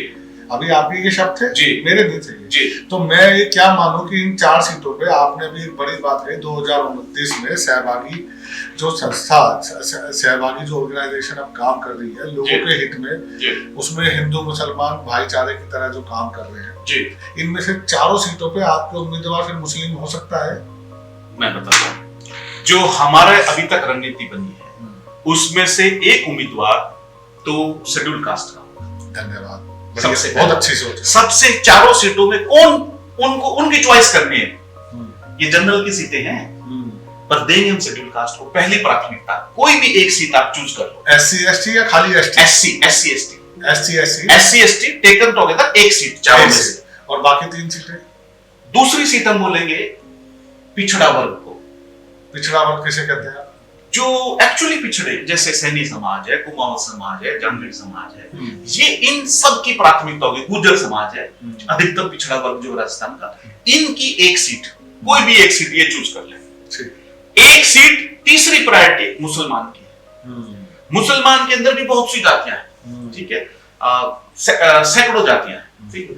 वो उनको जो सीट करनी वो कर ले। जो चौथी बच जाएगी वो सामान्य वर्ग, जिसमें राजपूत, बनिया, ब्राह्मण, पंजाबी का जनरल जिसे कहते हैं, वो सीट चूज कर ले। हम सहभागिता से काम करेंगे। बिल्कुल ठीक है। अब मैं आपसे एक बात पूछना चाह रहा हूँ, क्योंकि आप राजपूत समाज से आते हैं जी, तो राजपूत समाज के अंदर राजस्थान में नहीं पूरे भारत में बहुत संस्थाएं हैं जी। मतलब वो आप ये बात इसलिए राजस्थान से जोड़ सकते हैं क्योंकि राजस्थान के अंदर राजपूतों की जनसंख्या या राजपूतों का इतिहास राजस्थान से पूरे भारत में फैला हुआ जी। तो उनके लिए क्या मैसेज है आपका? देखिए, राजपूतों की नहीं, जो सहभागी जितने भी समाज हैं, जो हमसे बड़ा नेचुरल तरीके से जुड़ते हैं और हम उनसे बड़ा नेचुरल तरीके से जुड़ते हैं, उन सब समाज की जितनी भी संस्थाएं हैं, उनको मैं ये संदेश देना चाहता हूं कि जो संस्थाएं होती है वो समाज की सेवा के लिए बनती है। तो जो संस्थाओं को चलाते हैं उनको ये ध्यान रखना है कि हमारा उद्देश्य समाज की तरक्की है, और तरक्की 4 तरीके से होती है: सामाजिक, आर्थिक, राजनीतिक, प्रशासनिक। तो ये हमने तरक्की उनकी करनी है और हमें एक दूसरे को कोऑपरेट करना है। जहां तक सहभागी सोच का सवाल है, हम इसको संगठन नहीं कहते, हम इसको एक सोच कहते हैं। हम हर संस्था में जाएंगे और हर संस्था के व्यक्तियों को अपने कार्यक्रम में बुलाएंगे। ये तो तय है, क्योंकि अभी आपने जिस तरीके से 4 सीटों का आपने कहा कि हम 2029 में लोकसभा की सीटें बोली हैं आपने, विधानसभा की नहीं बोली, लोकसभा कि हम जीतने जा रहे हैं। और जो आपने एग्जांपल दिया, मेरे को बड़ा अच्छा लगा आपका उदाहरण कि उसमें मुस्लिम भी आ गया, जनरल भी आ गया, SC ST भी आ गए और पिछड़ा वर्ग भी आ गया। तो जब आप समाज को एक साथ लेकर चलने की बात करते हैं और वैसा आप रिजल्ट भी देते हैं, क्योंकि बतेरी पॉलिटिकल पार्टी, जैसा भी आपने ही कहा था कि कांग्रेस ने मुसलमानों के साथ विश्वासघात किया, बस 100%। आप कांग्रेस की विचारधारा से भी खुश नहीं है, भारतीय जनता पार्टी की विचारधारा से खुश नहीं है, जबकि विचारधारा के साथ आप जुड़े हुए थे 2018 तक। तो मेरा एक सवाल और इसी में जुड़ा हुआ है कि भाजपा और कांग्रेस दोनों की विचारधारा में क्या कमी है? देखिए, भाजपा के लिए और तो मैंने बता दिया कि वो छद्म राष्ट्रवाद करती है। एक राष्ट्र के अंदर बहुत से यूरोपियन कंट्रीज की पॉपुलेशन 1 करोड़ से कम है। भारत देश के अंदर 20 करोड़ से अधिक मुसलमान है। मतलब मेरे हिसाब से अगर मैं अमेरिका को छोड़ दूं तो अन्य कोई यूरोपियन कंट्रीज में इतनी बड़ी पॉपुलेशन भी नहीं है। तो आपने इतने बड़े 20 करोड़ जनता तो एक संसार होता है, उस संसार को इतनी नफरत पैदा कर दी। आपने खुल के नहीं कहा और कई जगह खुल के भी कहा, मतलब एक हैट्रेड का माहौल, भय का माहौल पैदा कर दिया देश के अंदर। मैं आपको एक बात बताता हूँ, आम हिंदुओं की बात बताता हूँ। वो क्या कहते हैं कि हमें तो जो है ना मोदी ने बचा रखा, नहीं तो मुसलमान हमें घर में घुस के काटते। मैं सरप्राइज हो गया। अभी मेरे पड़ोसी गांव में तो वो फौज से रिटायर्ड है और जाति उससे वो राजपूत थे। तो मैंने उनको कहा कि जनाब, आपका काम तो लोगों को सुरक्षा देने का था, आपको कौन घर में आके काट देगा? कोई किसी को नहीं काट रहा है।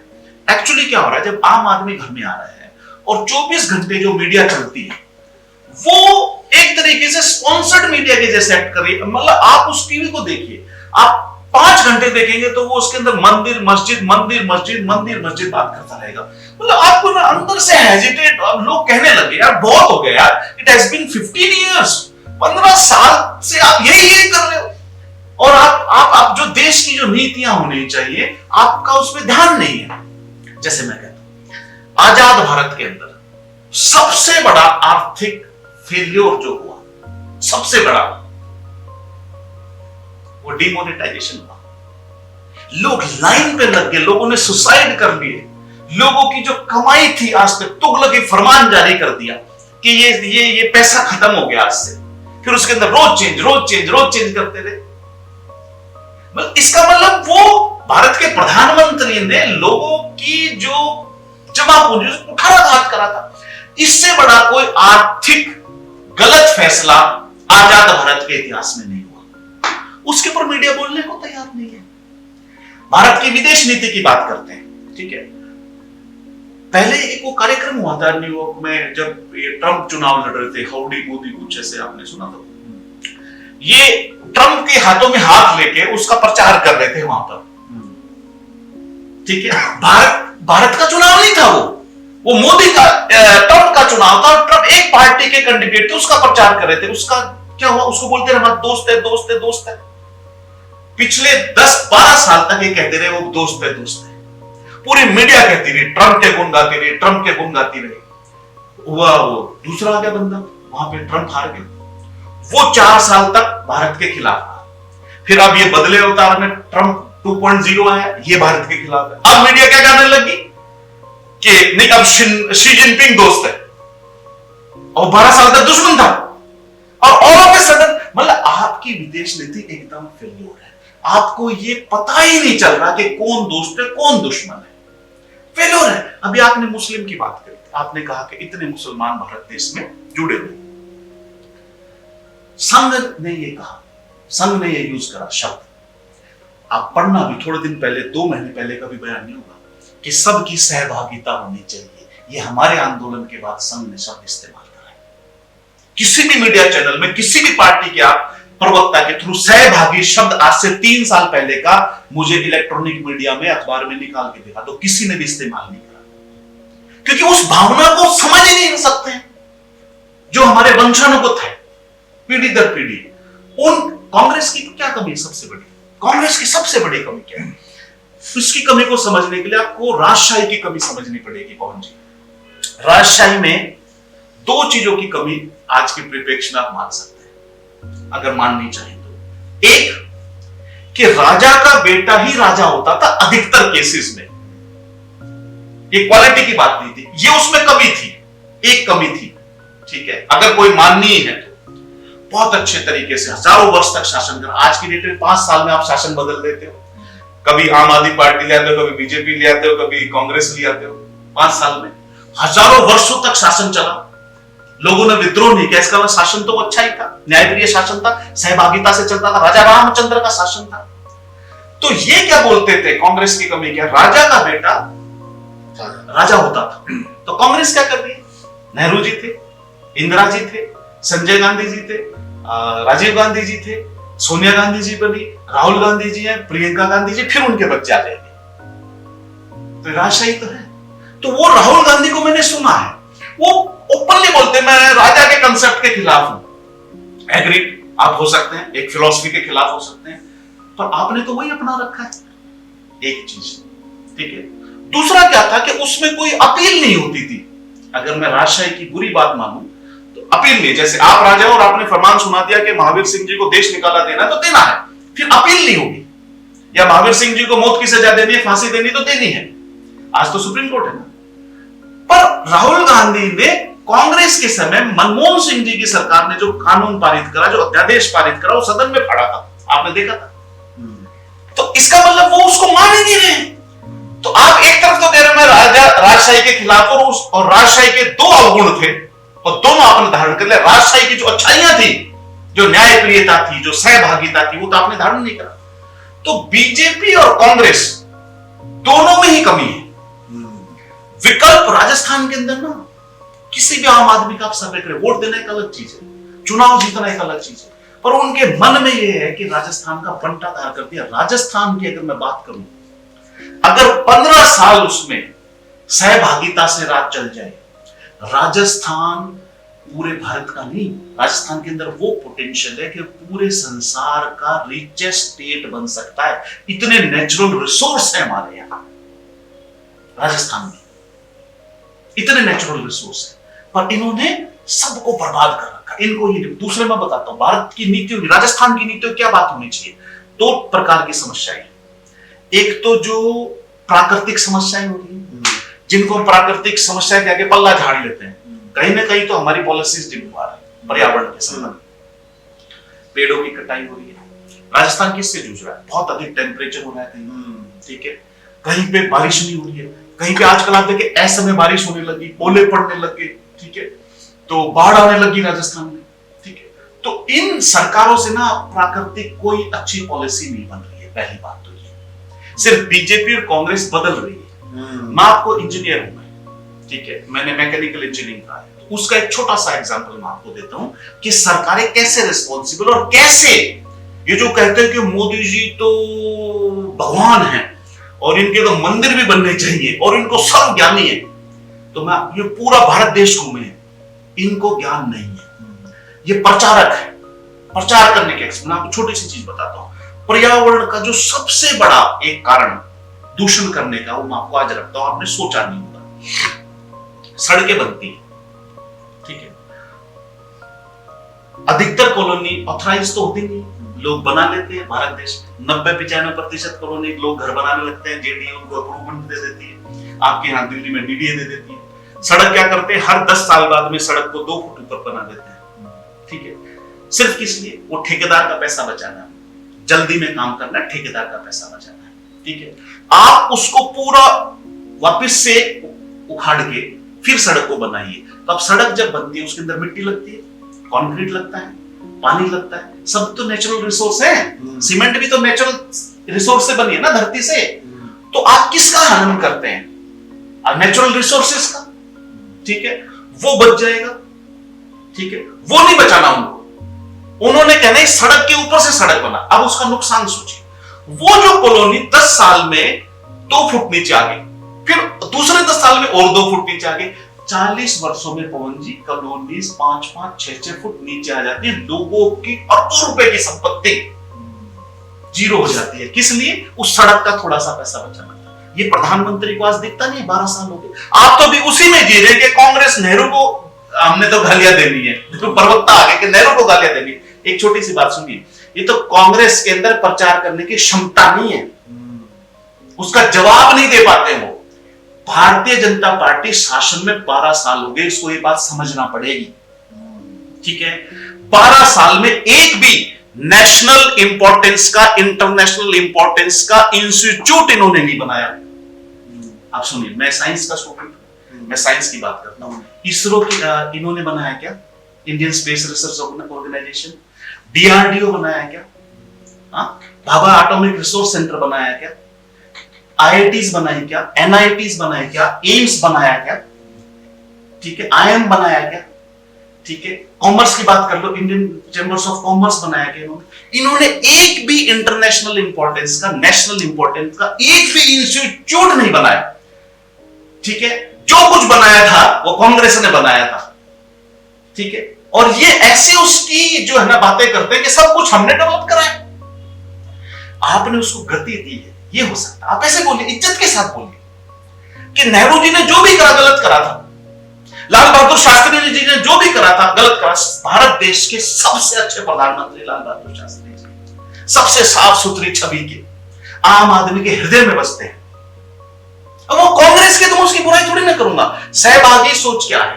सहभागी सोच ये बोलती है कि आपके अंदर जो अच्छाई है वो हम ग्रहण कर लेंगे और आपकी जो बुराई है उसको हम दूर कर देंगे अपने से। ऐसे करके सहभागी सोच बनी है। तो अब बीजेपी को तो यह समझना पड़ेगा कि आपने इस देश का निर्माण नहीं कराया है।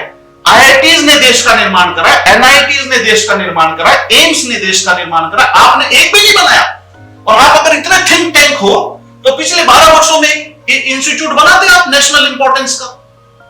आपने थोड़ी बहुत उसको गति दी है, तो बट आप जो फाउंडेशन थी पिछले 50 साल की, आप उसको नहीं बोल सकते फाउंडेशन में कुछ नहीं हुआ। भाजपा कह रही है कि हमने, कांग्रेस ने एक एम्स हॉस्पिटल बनाया था, हमने 23 कर दिए। हमने अभी अपने कंसेप्ट कौन लेके आया था? आपने विकास उसको डेवलप कर दिया। ओके, और आपको पता है एम्स, आप हॉस्पिटल बन रहे हैं। राजस्थान के अंदर अभी मेडिकल कॉलेज बने हैं। अखबार की न्यूज है, राजस्थान का नंबर 1 अखबार माना जाता है राजस्थान पत्रिका, दैनिक भास्कर, बड़े अखबार है राजस्थान के। दोनों में आई है कि उसमें प्रिंसिपल अपॉइंट नहीं हुआ, उसकी बिल्डिंग बनी नहीं है, उसमें कोई लैब नहीं है। ठीक है, कमरे उसके कंप्लीट नहीं है, मेडिकल कॉलेज सैंक्शन कर दिया गवर्नमेंट का। क्या फायदा है? किस बात की हड़बड़ी है? किस टाइप के डॉक्टर आप बनाना चाहते हैं? तो मैंने आपको कहा ये नीतिगत फैसले नहीं हो रहे। आप अगर नीतिगत फैसले करते तो डिमोनेटाइजेशन नहीं करते। आपने लोगों को मारा है, सुसाइड करवाया आपने लोगों का। डिमोनेटाइजेशन आप सहमत नहीं हो सकते, सहभागी एक संस्था जो आपकी टीम है वो सहमत नहीं हो सकती, तो फिर वो सरकार क्यों रिपीट की? उसका क्या कारण है? मैंने आपको अभी बताया, सुनिए मेरी बात। जो राहुल गांधी जी है ना, वो अपने दिमाग से नहीं चलते आज भी। मेरे से आयु में हो सकता है बड़े हैं वो, पर वो खुद का ब्रेन नहीं है। ठीक है, वो ऐसे लगते हैं जैसे इंपोज से, कुछ उन पे डेवलपमेंट जरूर हुई है कुछ वर्षों में, पर फिर भी वो खुद का ब्रेन नहीं है। और बीजेपी 2 लोग बॉक्सिंग कर रहे हैं, तो हमें से एक जीतना है, तीसरा बॉक्सिंग ही नहीं कर रहा है भाई। तो जब लोग आएंगे सामने, अभी केजरीवाल जी आए थे दिल्ली के अंदर, तीसरा आया ना, तीसरा आया तो दोनों हार गए ना। दोनों की जमानत जब्त करवाई है, 12-13 साल 3 बार। तो आप कैसे बोल रहे हो कि इनको लोग पसंद करें? पसंद नहीं कर रहे। कोई आने की हिम्मत करेगा तो लोग उसको पसंद करें, आने दे नहीं रहेंगे। जो पार्टियां बनी, आप मुझे एक बात बताइए, बाला साहब ठाकरे कितना बड़ा नाम था, पार्टी खत्म कर दी। क्या ही लोकतंत्र है? पार्टी किसने खत्म कर दी? पार्टी किसने खत्म कर दी? पूरे भारत देश की जनता से पूछिए, आप किसने खत्म कर दी? आम जनता आपकी क्या बताएगा। राय है? मेरी तो राय है कि भारतीय जनता पार्टी ने कर दी। तो अभी तो शिवसेना 2 पार्ट में है, शिवसेना आप छोड़िए शिवसेना, आप छोड़िए, मैं आपको बताता हूँ बात। ये चौटाला साहब की पार्टी में फाड़ करवा दी, शरद पवार जी की पार्टी में फाड़ करा दी। अब ये इमरजेंसी तो लागू नहीं कर रही है। एक छोटा सवाल जी, अब जो सहभागी संस्था है, अगर इसके अंदर भी पार्ट 2 हो जाएंगे, मान लीजिए भारतीय जनता पार्टी आ गई, इसके अंदर आपका एक और लीडर पैरेलल आपके खड़ा कर दिया जी, इसके 2 पार्ट हो जाएंगे, तो क्या उसमें आप अपनी कमजोरी बताएंगे या आप ये कहेंगे कि भारतीय जनता पार्टी ने डिवाइडेड बाय 2 कर दिया? देखिए मैं आपको एक बात बताता हूँ, आज की डेट में किसी आम जनमानस से पूछेंगे, ठीक है, जो सड़क पे रिक्शा चला रहे हैं, ठीक है, हो सकता है मैंने थोड़ा ज्यादा बोल दिया, पर अगर किसी ने कोई थोड़ी सी थड़ी लगा रखी है चाय की और आप उससे पूछेंगे ना, तो आपको ये कह देगा कि देश के अंदर ED, income tax, CBI, police, even कुछ हद तक न्यायपालिका, इनका डर बना दिया गया है देश के अंदर। ये डर है। अब ये भावना इतनी बलवंती हो चुकी है, ये मत कहना फिर वो क्यों जीत जाता है, उसका तो मैंने आपको कारण बता दिया। 2 लोग लड़ेंगे तो एक जीतेगा, एक हारेगा। ठीक बात। तो उनका डर बना दिया है। अब आप किसी भी दल को, नेता को, ठीक है, इनके सामने खड़ा नहीं कर सकते। वो हारता है इनके सामने, डरता है, उसको नोटिस चला जाता है। हमारे देश में कितने राज्य हैं टोटल? हमारे देश के अंदर 29 राज्य हैं। हाँ जी। और यूटी मिला के हमारे देश में 36 यूटी और अर्बन टेरिटरी और राज्य मिला के 36 है जी। 36 में कितनी भाजपा की सरकार है? करीब 15 में होगी। तो बाकी स्टेट में अलग अलग दलों की है। तो मेरा सवाल सिर्फ इतना सा कहने का, तो अगर डर का माहौल होता तो 36 के 36 राज्यों में भाजपा या उसके सहयोगी दलों की सरकार होती। चलो ठीक है, इस मुद्दे पे मैं आपको बताता हूँ डर का माहौल कैसे है।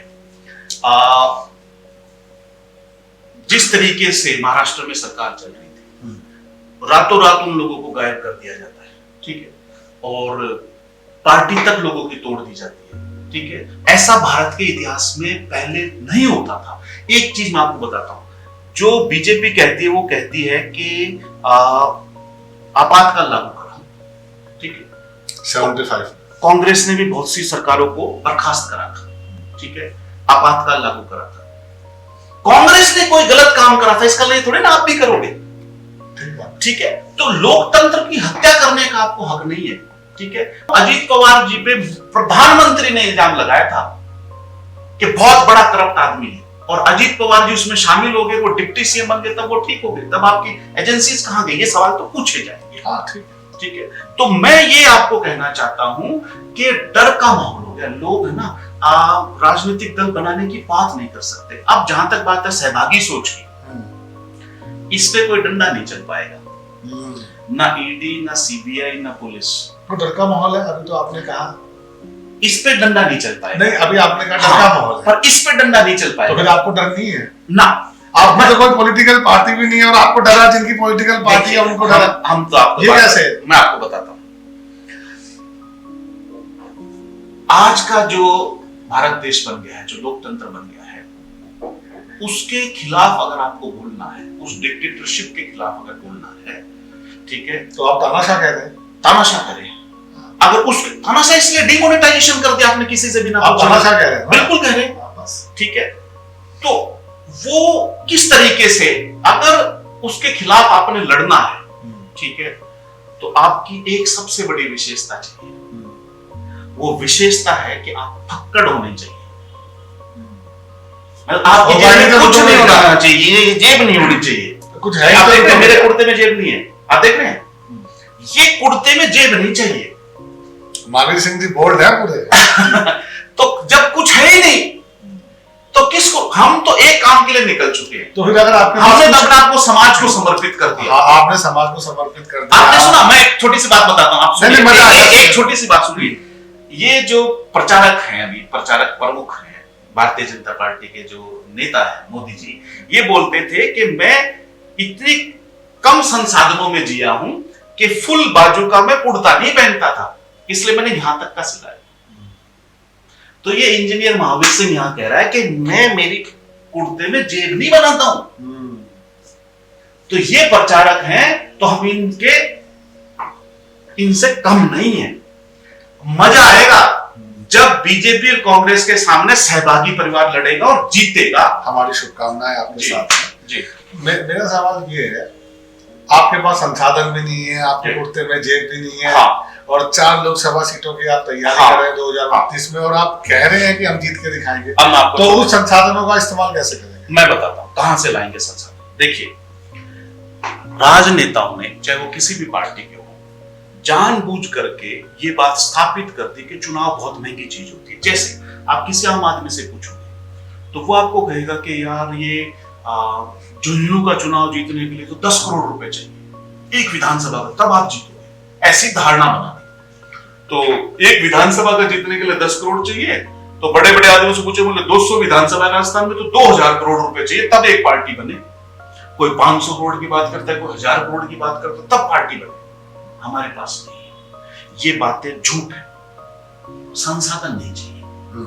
चुनाव हमेशा भावना से जीता जाता है। जब वो राम मंदिर की भावना करी, वो जो नकली भक्ति करी भगवान राम की, वो एक जब षड्यंत्र करा, उस भावना में पूरा देश बहा और राज स्थापित करा, वहीं से भारतीय जनता पार्टी की स्थापना हुई। जब ये दिल्ली के, आप दिल्ली में बैठे इसलिए बार बार नाम ले देता हूं मैं, जब ये दिल्ली के केजरीवाल जी आए, मैं गलत आए ठीक है मुझे नहीं पता, पर जब ये बीजेपी और कांग्रेस के खिलाफ खड़े हुए तो इनके पास कहां से पैसा था? ये तो एक नौकरी करने वाले इनकम टैक्स के व्यक्ति थे, ऑफिसर थे। चलो, तो एक अधिकारी के पास इतना पैसा थोड़ी ना है कि वो 70 सीटों के चुनाव लड़ ले। वो जो चुनाव जीता कि इनकी 67 सीट आ गई, ये दोनों मिला के 3 पे रह गए, ये भावना से जीता। भारत देश भावनात्मक देश है। भावना में बह के काम करने वाले लोग हैं हम। मशीन नहीं, हम भावनात्मक प्राणी हैं। ये यूरोप से अलग कल्चर है हमारा। पैसे की जरूरत नहीं है, भावना से हम जीत जाएंगे। आपका विधानसभा का चुनाव राजस्थान में कब है? हमारा चुनाव 2028 में होगा, मतलब लोकसभा की सीटों से पहले? हाँ, करीब 5-6 महीने पहले। तो आप ऐसा क्या विधानसभा में क्यों ट्राई नहीं, सीधा लोकसभा में क्यों? नहीं, हम 100% विधानसभा में चुनाव लड़ेंगे। सहभागी पार्टी का गठन होगा। अभी तक ये जो सामाजिक संस्था चल रही थी जिसका नाम है सहभागी राजपूत परिवार मंच, ये आपका खुद का निर्णय है जो आपके साथ नहीं, जनता जुड़ी हुई है? मैंने आपको बताया, हमने 6 बड़े बड़े सम्मेलन करे। सब सम्मेलनों में हम, हमारे जो सहभागी सोच की जनता आती है, उन्होंने कहा कि हमें विकल्प बनाना है। ऐसा तो नहीं है आप किराए पे भीड़ लाकर कह रहे हो कि जनता हमारा ये जो किराए की भीड़ का रिवाज है, ये दिल्ली में है। वो राजस्थान में किराए की भीड़ अभी नहीं आने लगी है, ठीक है। और वो आती है तो मोदी जी की रैली में आती है। कौन किराए की भीड़ के लाभ में होता है, वो भी आज मैं बात कर लेता हूँ।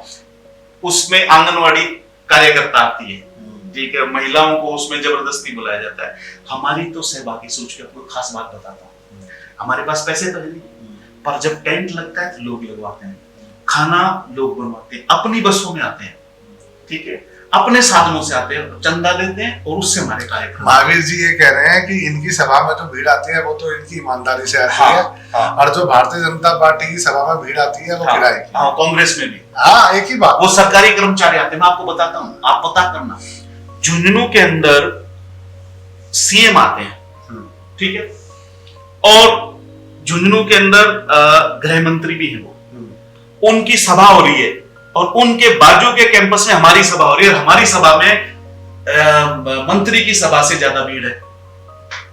ये हम आपको बताना चाह रहे हैं। ठीक, देखिए आप अगर चैनल पे लोकसभा सीटों को जीतने की बात कर रहे हैं तो सोच समझ के ही करना है। 6 आपने बड़े सम्मेलन कर लिए, ये तो मेरा एक पॉलिटिकल आंसर था, लेकिन मैं इस बात से सहमत हूँ कि आप जो काम कर रहे हैं देश हित में और समाज के हित में भी। राजस्थान से आप शुरुआत कर रहे हैं, उसके स्पेशली 4 जिलों पे आप बात कर रहे हैं।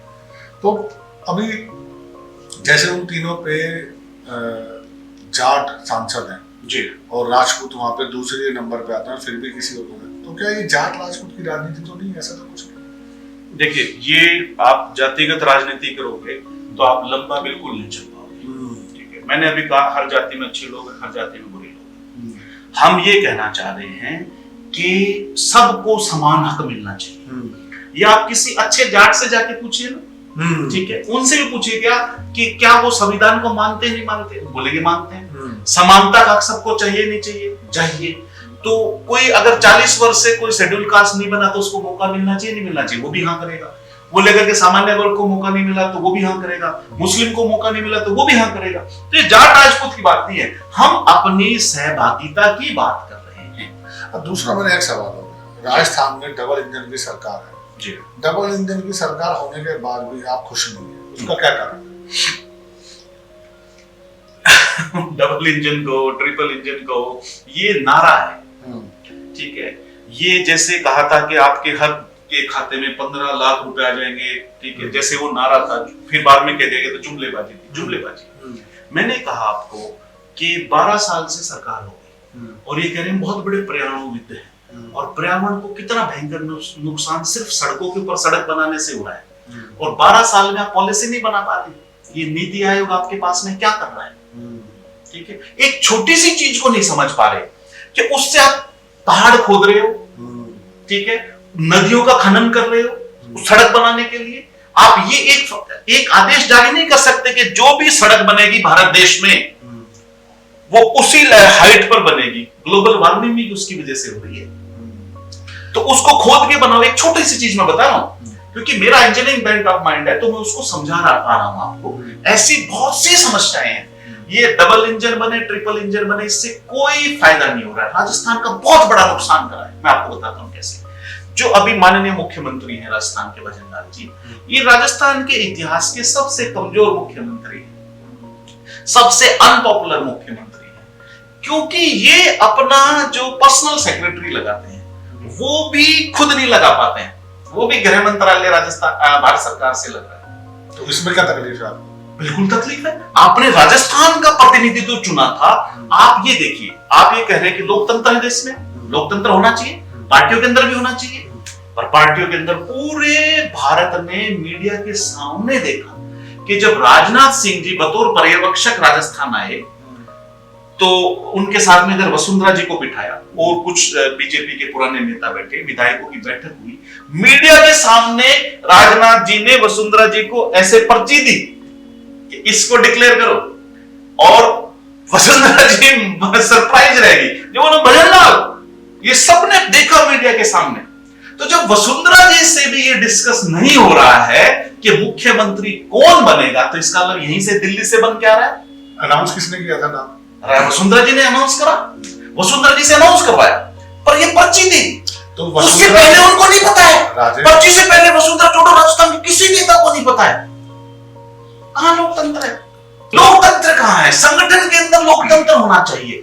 पार्टी जो फोरम है ये आपको अपनी बात रखने की इजाजत देती है, ठीक है। जब वसुंधरा जी जो 2 बार राजस्थान की मुख्यमंत्री रही, उनको नहीं पता तो राजस्थान में किसको पता होगा?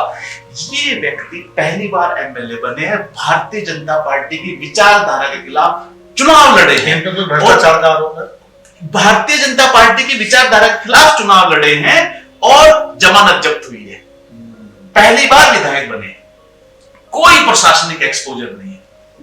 आगे समझ में? तो मैं आपको ये कहना चाहता हूं, ये अलोकतांत्रिक फैसला, पर्ची की सरकार है। अब हर चीज के लिए पूछने के लिए दिल्ली आ जाएगा, गलत नहीं है क्या?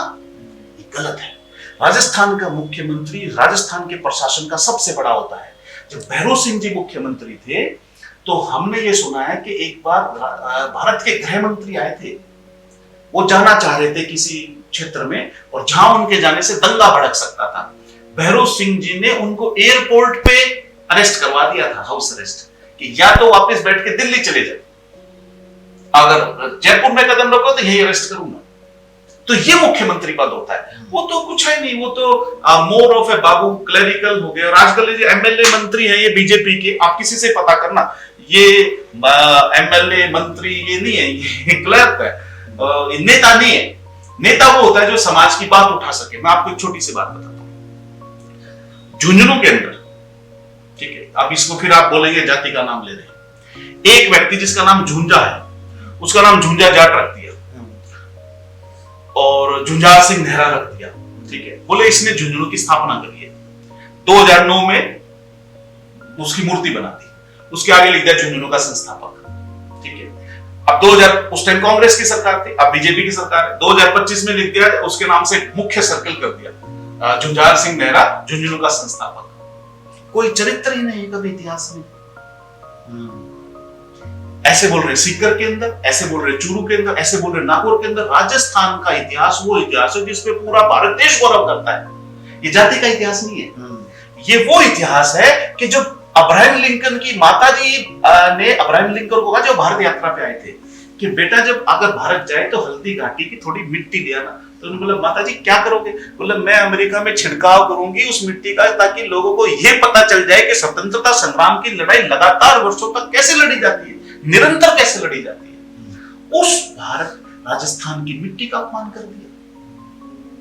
ये कैसे अलाउ हो सकता है? आज भी राजस्थान का जो इतिहास है पवन जी, आप सरप्राइज हो जाएंगे, आज भी वो जो गढ़ है हमारे, ठीक है, जो राजपूताना के गढ़ है, वो उनके मरने के बाद भी राजस्थान की कमाई का 12% राजस्थान सरकार को देते हैं। जो राजस्थान का जीडीपी है, जो राजस्थान का बजट पढ़ा जाता है, उसका 12% तो आज भी इतिहास से आता है। लोग देखने आते हैं उसको, उससे कमाई होती है। वो जो सड़कें बन रही है, 1 करोड़ की सड़क बन रही है, तो 12 लाख रुपए आज भी राजपूताना के इतिहास की। और राहुल गांधी कहते हैं मैं राजा के कंसेप्ट के खिलाफ हूं। हम असमानता के खिलाफ होने चाहिए किसी भी प्रकार की।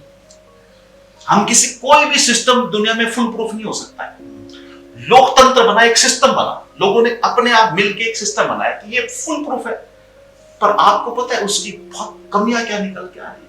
ये जो आप जातिवाद कह रहे हो, ठीक है, इसमें 2 चीजों का बहुत बड़ा कंट्रीब्यूशन रहा है भारत देश में। एक जो आप अभी सोच नहीं पा रहे हैं, सबसे बड़ा कंट्रीब्यूशन था अंग्रेजों का।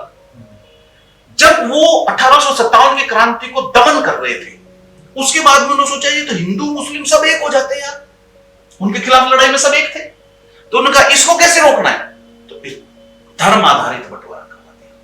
फिर जातिगत आधारित जितनी जाति सबके बंटवारे कराने लगे, फेक स्टोरीज क्रिएट करने लगे, ठीक है। उस वजह से जातिवाद फैला। जातिवाद का जो सबसे बड़ा जनक है भारत देश में वो अंग्रेज है। मैं आपको बताता हूं जातिवाद क्यों नहीं था। राजा रामचंद्र के, कृष्ण भगवान के बचपन के दोस्त सब जानते हैं, सुदामा थे। राजा रामचंद्र के बचपन के दोस्त कौन थे? राजा रामचंद्र के बचपन के दोस्त थे निषाद। जाति क्या है आज उत्तर प्रदेश में शेड्यूल कास्ट है। जब राजा रामचंद्र अयोध्या छोड़ के वनवास पे जाने लग गए तो निषाद को कहा भाई हम 4 भाई हैं, एक तो मैं तो वनवास जा रहा हूं, और ये लक्ष्मण हम में सबसे तेज तो यही है, गुस्से यही है, ताकतवर भी है, ये भी मेरे साथ जा रहा है। शत्रुघ्न छोटा है, भरत बच गया, तो भरत के कोई अटैक हो जाएगा तो तू संभालना। तो निषाद राज ने कहा कि अगर कोई अयोध्या पे आएगा सबसे पहले मैं मरूंगा, छाती मेरी आगे होगी। मतलब अपने राज्य की प्रोटेक्शन का जिम्मा वो एक शेड्यूल कास्ट को देके गए। फिर जंगल में गए, फिर सबरी माता के झूठे बेर खाए। वो क्या है जी, शेड्यूल ट्राइब है आज। जंगल में और आगे गए, सुग्रीव मिला, दोस्ती सुग्रीव से करी, बाली से नहीं करी, बाली का वध करा कि तू तो गलत आदमी है। लंका पे कब्जा करा, राज थोड़ी ना करा, विभीषण जी को राजा बनाया। ये हमारी सहभागिता है। हम राजा रामचंद्र के वंश में आते हैं, कछावा वंश है, उस हम भगवान कुश की संतान माने जाते हैं। तो वो चीज हमारे में कैसे चलेगी, हमारे खून में है वो। मीराबाई तो बहुत बड़े संत थे, मीराबाई बहुत बड़े भक्त हुए हैं, ठीक है। तो मीराबाई ने जब ज्ञान प्राप्त करा तो उनके गुरु कौन थे? आज वो शेड्यूल कास्ट में है, रविदास जी महाराज। अच्छा, सीता माता जब दोबारा वनवास में गई थी तो उनको शरण किसने दी? वाल्मीकि जी ने दी। आज क्या है, शेड्यूल कास्ट है। भारत देश में था ही नहीं, सब अपना अपना काम कर रहे थे, कामों का बंटवारा जरूर था, कतई नहीं था। ये पैदा करा अंग्रेजों ने, और उसके बाद में उसको जो कहते ना वो आग में घी डालने का काम करा, वो करा राजनेताओं ने 80 वर्षों में। तो जो लोकतंत्र की सबसे बड़ी कमी है कि उन्होंने ये जातिवाद पैदा कर दिया, सबसे बड़ी कमी है। इनसे रुक नहीं रही है, नीतिगत फैसले नहीं कर पा रहा नेता। जहां पे बाहुबल हो गया, जहां पे एक जाति हैवी हो गई, उसको रोक नहीं पा रही बीजेपी कांग्रेस। नहीं तो ऐसे हो सकता है कि ओबीसी कि 90 जातियों में से 10 को आज तक एक नौकरी नहीं, 80 वर्षों में। कैसा सबका साथ, कैसा मालूम है, कैसा विकास, कैसा विश्वास। ये नारा है। 10 जाति ऐसी, मैं 10 इंसानों की बात नहीं कर रहा हूं पवन जी, मैं 10 जातियों की बात कर रहा हूं कि एक भी नौकरी नहीं है सरकार में, प्रतिनिधित्व जीरो है। सहभागी सोच बनते ही सबसे पहला काम होगा ओबीसी आरक्षण का वर्गीकरण। इसको पिछड़ा वर्ग, अति पिछड़ा वर्ग, अधिकतम पिछड़ा वर्ग में बांटा जाएगा। एससी और एसटी जो है उसको हम नहीं छेड़ेंगे। क्यों नहीं छेड़ेंगे पूछिए आप? जी बताइए। उसको सिर्फ इस वजह से नहीं छेड़ेंगे क्योंकि वो तो अभी तक पीड़ित है बेचारे। ऐसे भी जो मैं शेखावाटी नागौर का रीजन बता रहा हूं आपको, ऐसे महकमे हैं जिसमें एक भी आदमी आपको शेड्यूल्ड कास्ट का नहीं है, शेड्यूल्ड ट्राइब का नहीं है, सामान्य वर्ग का नहीं है, वास्तविक पिछड़ा वर्ग का नहीं, अधिकतम पिछड़ा वर्ग का नहीं। 95% लोग एक जाति विशेष के हैं। सबसे पहले हम रोस्टर सिस्टम लागू करेंगे। रोस्टर सिस्टम ओबीसी वर्ग का। उसका क्या मायना है कि जिस लोगों को नौकरी नहीं मिली, जब तक उनको अपनी जनसंख्या के अनुपात में नौकरी ना मिले, किसी अन्य को नहीं मिलेगी। होना चाहिए नहीं होना चाहिए, उनको मेन धारा में लाना है। उनके कम से कम उनकी पॉपुलेशन के परसेंटेज में तो उनको प्रतिनिधित्व तो मिलना ही चाहिए, वो हम उनको देंगे। जब समानता हो जाएगी, हम किसी जाति के खिलाफ नहीं है। जब वापस मान लो 20 साल 30 साल बाद समानता हो जाएगी, तब फिर वापस ओपन कर सकते हैं उसको। पर एक बार तो रिक्वायरमेंट होगी है। सिर्फ 20 लाख नौकरियों की बात मैं नहीं कर रहा हूं। 20 लाख का मतलब 20 लाख गुना 5, 1 करोड़ होगी ना आबादी। 5 का तो परिवार होता ही है। तो 8 करोड़ में से 12.5% लोग तो डायरेक्ट सरकारी नौकरी पर डिपेंड करते हैं। लोग बोलते हैं सिर्फ सरकारी नौकरी थोड़ी नहीं, सब कुछ सरकारी नौकरी जनित है। व्यापार में लोग आगे उनकी वजह से, उन सरकारी नौकरियों को सब चीजों पे कब्जा कर लिया है। प्रशासन पे आगे, आप व्यापार करने लगे, सब कुछ करने लगे, आपने सब कुछ पे कब्जा कर लिया। ये कैसे बर्दाश्त हो सकता है? लोगों का पलायन हो रहा है। तो ये जो चीज है, ये रोकने के लिए, लोगों का पलायन रोकने के लिए, राजस्थान में समानता लाने के लिए सहभागी सोच का जन्म होगा।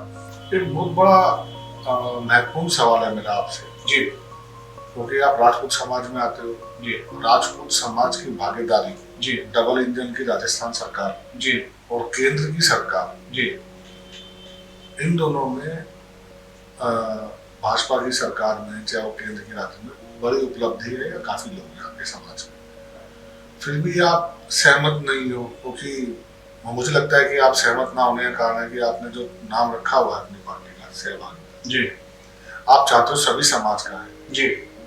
तो फिर आप इस बात को कैसे देखते हैं, इस सवाल को? देखिए, ये अकेले राजपूत समाज का तो विषय नहीं है। जैसे मैंने कहा, नाम सहभागी है, इसमें हमने सबको साथ लेकर चलना है, पूरे राजस्थान को।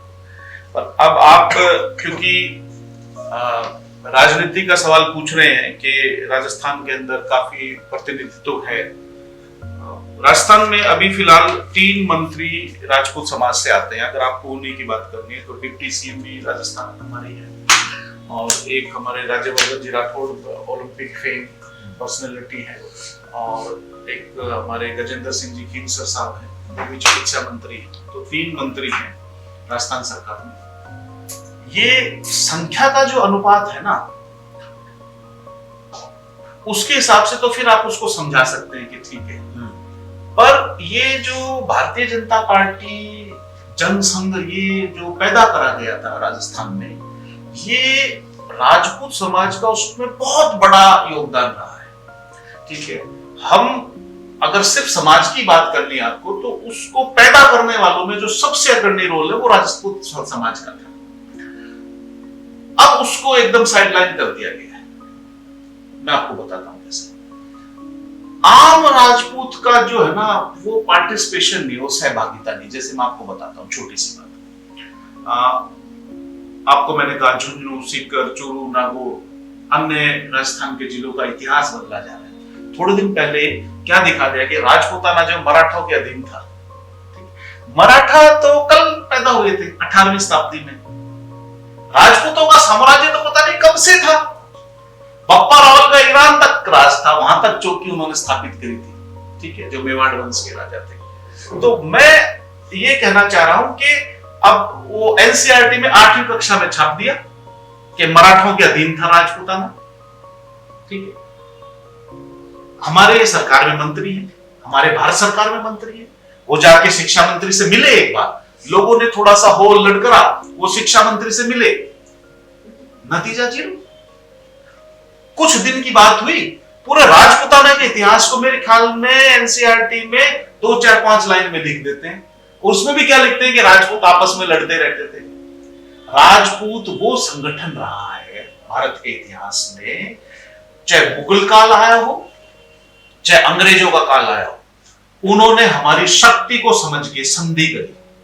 और उसका जो नाम है 1857 में जब पूरा भारत देश ब्रिटिश एम्पायर के अधीन था, राजस्थान का नाम राजपूताना था। ठीक है, तो उसको प्रतिनिधित्व जो मिलना चाहिए वो प्रतिनिधित्व नहीं मिल रहा है। आप जैसे इतिहास बदला जा रहा है अभी, ठीक है, जुनूसी कचूरा मैंने बताया, पर हमारी डिप्टी सीएम है, हमारे भारत सरकार में मंत्री है, वो उसको रोक नहीं पा रहे, इसलिए आम राजपूत जो है इस बात से पीड़ित हो गया है। पूरा राजस्थान की व्यवस्था को 12% राजस्थान का इतिहास देता है, ठीक है, उसके लिए हमने गर्दन कटाई है अपनी, अकेले ने नहीं कटाई, बहुत से लोगों को, समाजों को साथ में लेके इकोसिस्टम डेवलप करा। एक नायक कौम है, ठीक है, वो गड्ढों की सुरक्षा में रहती थी। आप पिलानी का नाम सुना आपने, बिट्स पिलानी? तो पिलानी का जो गढ़ था, पिलानी में गांव बेरी के जो गढ़ है, उसमें आप पता कीजिए, वहां पे खटी शेड्यूल कास्ट की जाती है, वो भी सेना में थी। हमने एक ऐसा इकोसिस्टम डेवलप कर रखा था कि हमने सब लोगों को साथ में लेके सहभागिता से राज बना रखा था। जिस तरीके से आपकी जो ये टीम है, जो आपकी योजना है, जो आपकी सोच और विचार है जी, बहुत मजबूत है, इरादे भी बहुत मजबूत है। तो 2028 में जब विधानसभा के चुनाव होंगे जी, तो आपकी विचारधारा, आपकी नीति नियत या आपकी कोई ऐसे सवाल जिससे कि आप किसी पार्टी के साथ अलायंस या समर्थन में जा सकते हैं, आ सकते हैं, या अपने बलबूते पे सरकार बनाएंगे, मैं चाहता हूं कि इसको आप अच्छे से डिफाइन करें। मोहन जी देखिए, 2028 की जो रणनीति है हमारी, उसमें हम सब सहभागियों ने मिलकर तय करा है कि हम 2028 से करीब 1 वर्ष पहले राजस्थान की सबसे बड़ी पॉलिटिकल गैदरिंग करने वाले हैं, जिसका नाम होगा सहभागी महासंगम, महासभा, सहभागी महासंगम। महासंगम इसलिए बोला कि उसमें सहभागी सोच में, जैसे मैंने आपको बताया, शेड्यूल कास्ट भी आती है, शेड्यूल ट्राइब भी आती है, वास्तविक पिछड़ा वर्ग भी आएगा, अधिकतम पिछड़ा वर्ग भी आएगा, सामान्य वर्ग है, मुस्लिम भी, और हिंदू मुस्लिम सब धर्मों के लोग होंगे। तो जो सहभागी विचारधारा के लोग हैं, उनका ये सबसे बड़ा संगम होगा, और इतना बड़ा संगम होगा कि जो राजस्थान में कभी नहीं। तो ये हम इसलिए कर रहे हैं कि हम अपने जो हथियार हैं सहभागिता का, जिसको लेके हम इन दोनों राजनीतिक दल जिन्होंने राजस्थान का बेड़ा गर्क कर रखा है, बीजेपी और कांग्रेस, उनके खिलाफ उस दिन शंख बजाएंगे। तो वो उस दिन हम राजस्थान का अपने आप सबसे बड़ा दल घोषित हो जाएंगे, क्योंकि कोई भी दल उतनी बड़ी पॉलिटिकल गैदरिंग आज तक नहीं कर पाया। तो अब उसके बाद में क्या निर्णय करना है, ये हम सब लोग 2027 में आम लोगों की राय से, सहभागी जनता की, और जो हमारे सहभागी छत्रप हैं जिनकी राय से हम सब मिलकर निर्णय करते हैं, हम उसके बाद में डिसाइड करेंगे कि 28 का जो चुनावी रणनीति होगी वो क्या है। तो क्या आपको डाउट है कि आप 28 में जीत भी पाएंगे, तो आप राय लेंगे, निर्णय लेंगे अलायंस करने पे? मैं आपको ये कह रहा हूँ, अलायंस का क्या, इसकी तो कोई विषय नहीं है। ठीक, आप जब उसको 2027 में देखेंगे ना, तब भारत, राजस्थान नहीं, पूरे भारत के मीडिया को पता चल जाएगा कि 2028 में सहभागी सरकार राजस्थान में बनने वाली है। तो अलायंस का कोई सवाल ही नहीं है। अभी तक सहभागी सोच की सबसे बड़ी उपलब्धि क्या है? सहभागी सोच की सबसे बड़ी उपलब्धि ये है कि हम धीरे धीरे शेखावटी के लोगों में स्थापित कर पा रहे हैं कि हमने आम आदमी भी खड़े होके सहभागिता से बड़े बड़े दलों के सामने लोकतांत्रिक रूप से अपनी समानता के लिए, अधिकारों प्राप्त करने के लिए बिल्कुल बचा सकता है। ये आम आदमी के बीच में हमने स्थापित करा है। ये धर्मों की, जाति की बाउंड्री तोड़ के, ठीक है, आर्थिक, सामाजिक, राजनीतिक, प्रशासनिक समानता लाने के लिए आम लोग इकट्ठे होके कम संसाधनों के या नगण्य संसाधनों के आप अपनी आवाज बुलंद कर सकते हैं। ठीक, अभी इसी से मिलता जुलता अभी एक सवाल हो रहा है। दिल्ली में भी आप मेरे ख्याल 12 अक्टूबर को एक बड़ा प्रोग्राम विशाल करने जा रहे हैं जी, तो उस पे आपकी ऐसी क्या विशेष तैयारी है या विशेष बात है जो आप लोगों तक पहुंचाना चाहते हैं? देखिए, ये जो दिल्ली का कार्यक्रम है, ये दिल्ली के अंदर एक हमारी संस्था है राजपूताना समाज दिल्ली, वो लोग इस कार्यक्रम को करवा रहे हैं। हम उसमें बतौर प्रशिक्षक शामिल हो रहे हैं। जो राजस्थान के राजपूत समाज है जो यहाँ रह रहे हैं, उन्होंने हमें उस कार्यक्रम में भाग लेने के लिए इनवाइट करा है कि आप आइए और हमें सहभागी विचारधारा के बारे में विस्तार से बताइए। तो हम उनके बीच में पूरा रोड मैप रखेंगे। आपको एक बात बताता हूँ, शेखावाटी, नागौर, ये जो 4 जिले हैं, इनके 90% से भी अधिक गांव का प्रतिनिधित्व यहाँ दिल्ली में रहता है।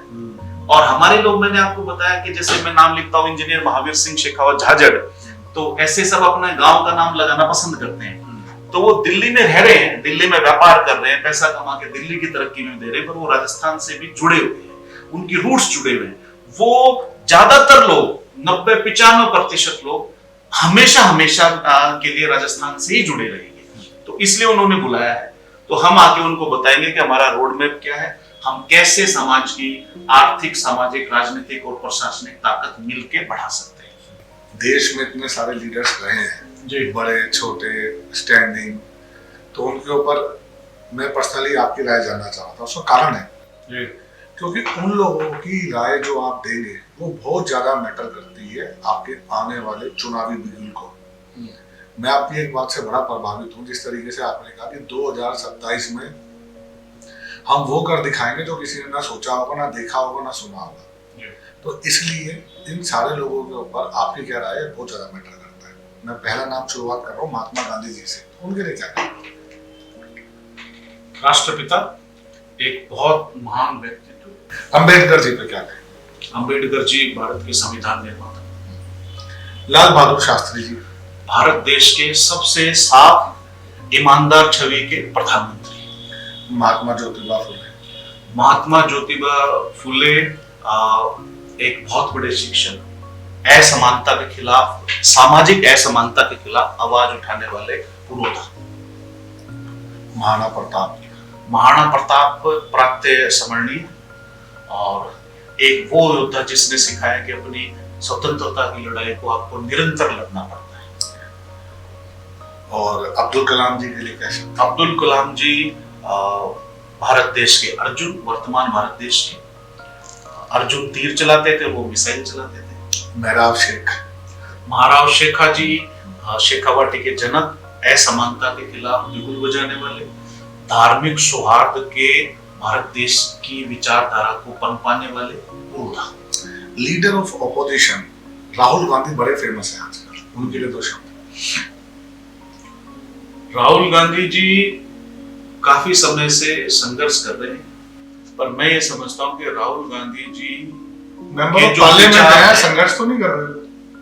मेंबर ऑफ पार्लियामेंट बनने के लिए संघर्ष कर रहे हैं। अपनी पार्टी जीत के आए, कई लाख वोटों से जीत के आए। मतलब संघर्ष का मतलब ग्राउंड में संघर्ष कर रहे हैं अपनी पार्टी। तो आप चाह रहे हैं प्रधानमंत्री बनाना चाह रहे हैं क्या? अपनी पार्टी के लिए आप चाहते हैं वो प्रधानमंत्री बने? मैं कतई नहीं चाहता हूँ। ऐसा क्यों? परिवारवाद की बात होती है, ठीक है। और दूसरा वो जो है माइंड जो है राहुल गांधी जी, वो माइंड बोरो करते हैं। तो मतलब जैसे उन्होंने कहा कि मैं राजा के कंसेप्ट के खिलाफ, तो ये उनको किसी ने कहा कि आप ऐसा कहने से आपके वोट बढ़ेंगे। आप ये भूल जाते हैं कि जब आप बोलते हैं कि मैं राजा के कंसेप्ट के खिलाफ, तो आप राजा रामचंद्र के खिलाफ भी हैं। ठीक, जो आप बोलते राम राज आएगा, तो राम राज किसका आएगा? वो भी तो एक राजा थे। तो वो क्या है, हम इसलिए उनके खिलाफ है कि वो माइंड बोरो करते हैं और फिर कुछ भी बोल देते हैं। अच्छा, जैसे कि उन्होंने बोला कि मैं राजा के कंसेप्ट के खिलाफ हूं, और राजा के कंसेप्ट में 2 ही गलत बातें थी अगर मैं मानूं तो। एक तो राजा का बेटा राजा बनेगा अधिकतर, और एक वो उसके खिलाफ वो अपील नहीं कर सकता। तो नेहरू जी के बाद इंदिरा जी के बाद में राजीव जी और सोनिया जी और राहुल जी है।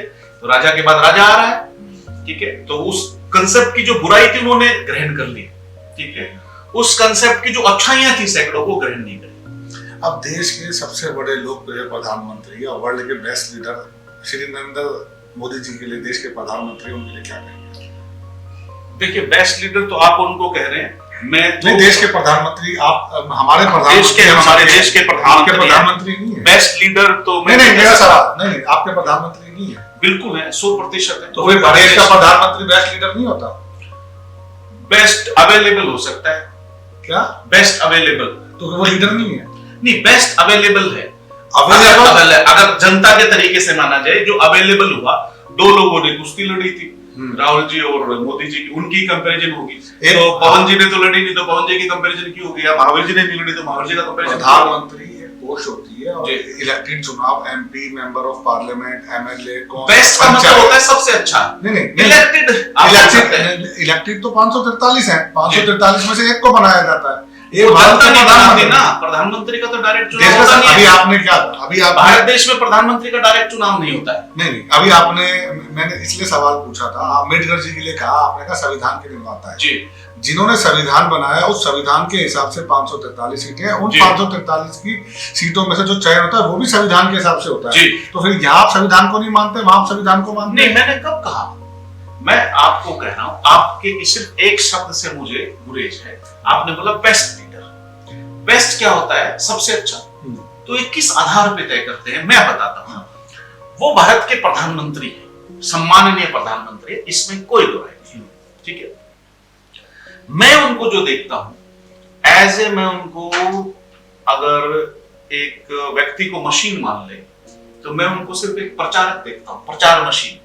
मैं नहीं, भारत देश उनको प्रचार मशीन में देखता है। जब हर चीज में वो चुनाव की बात करते हैं।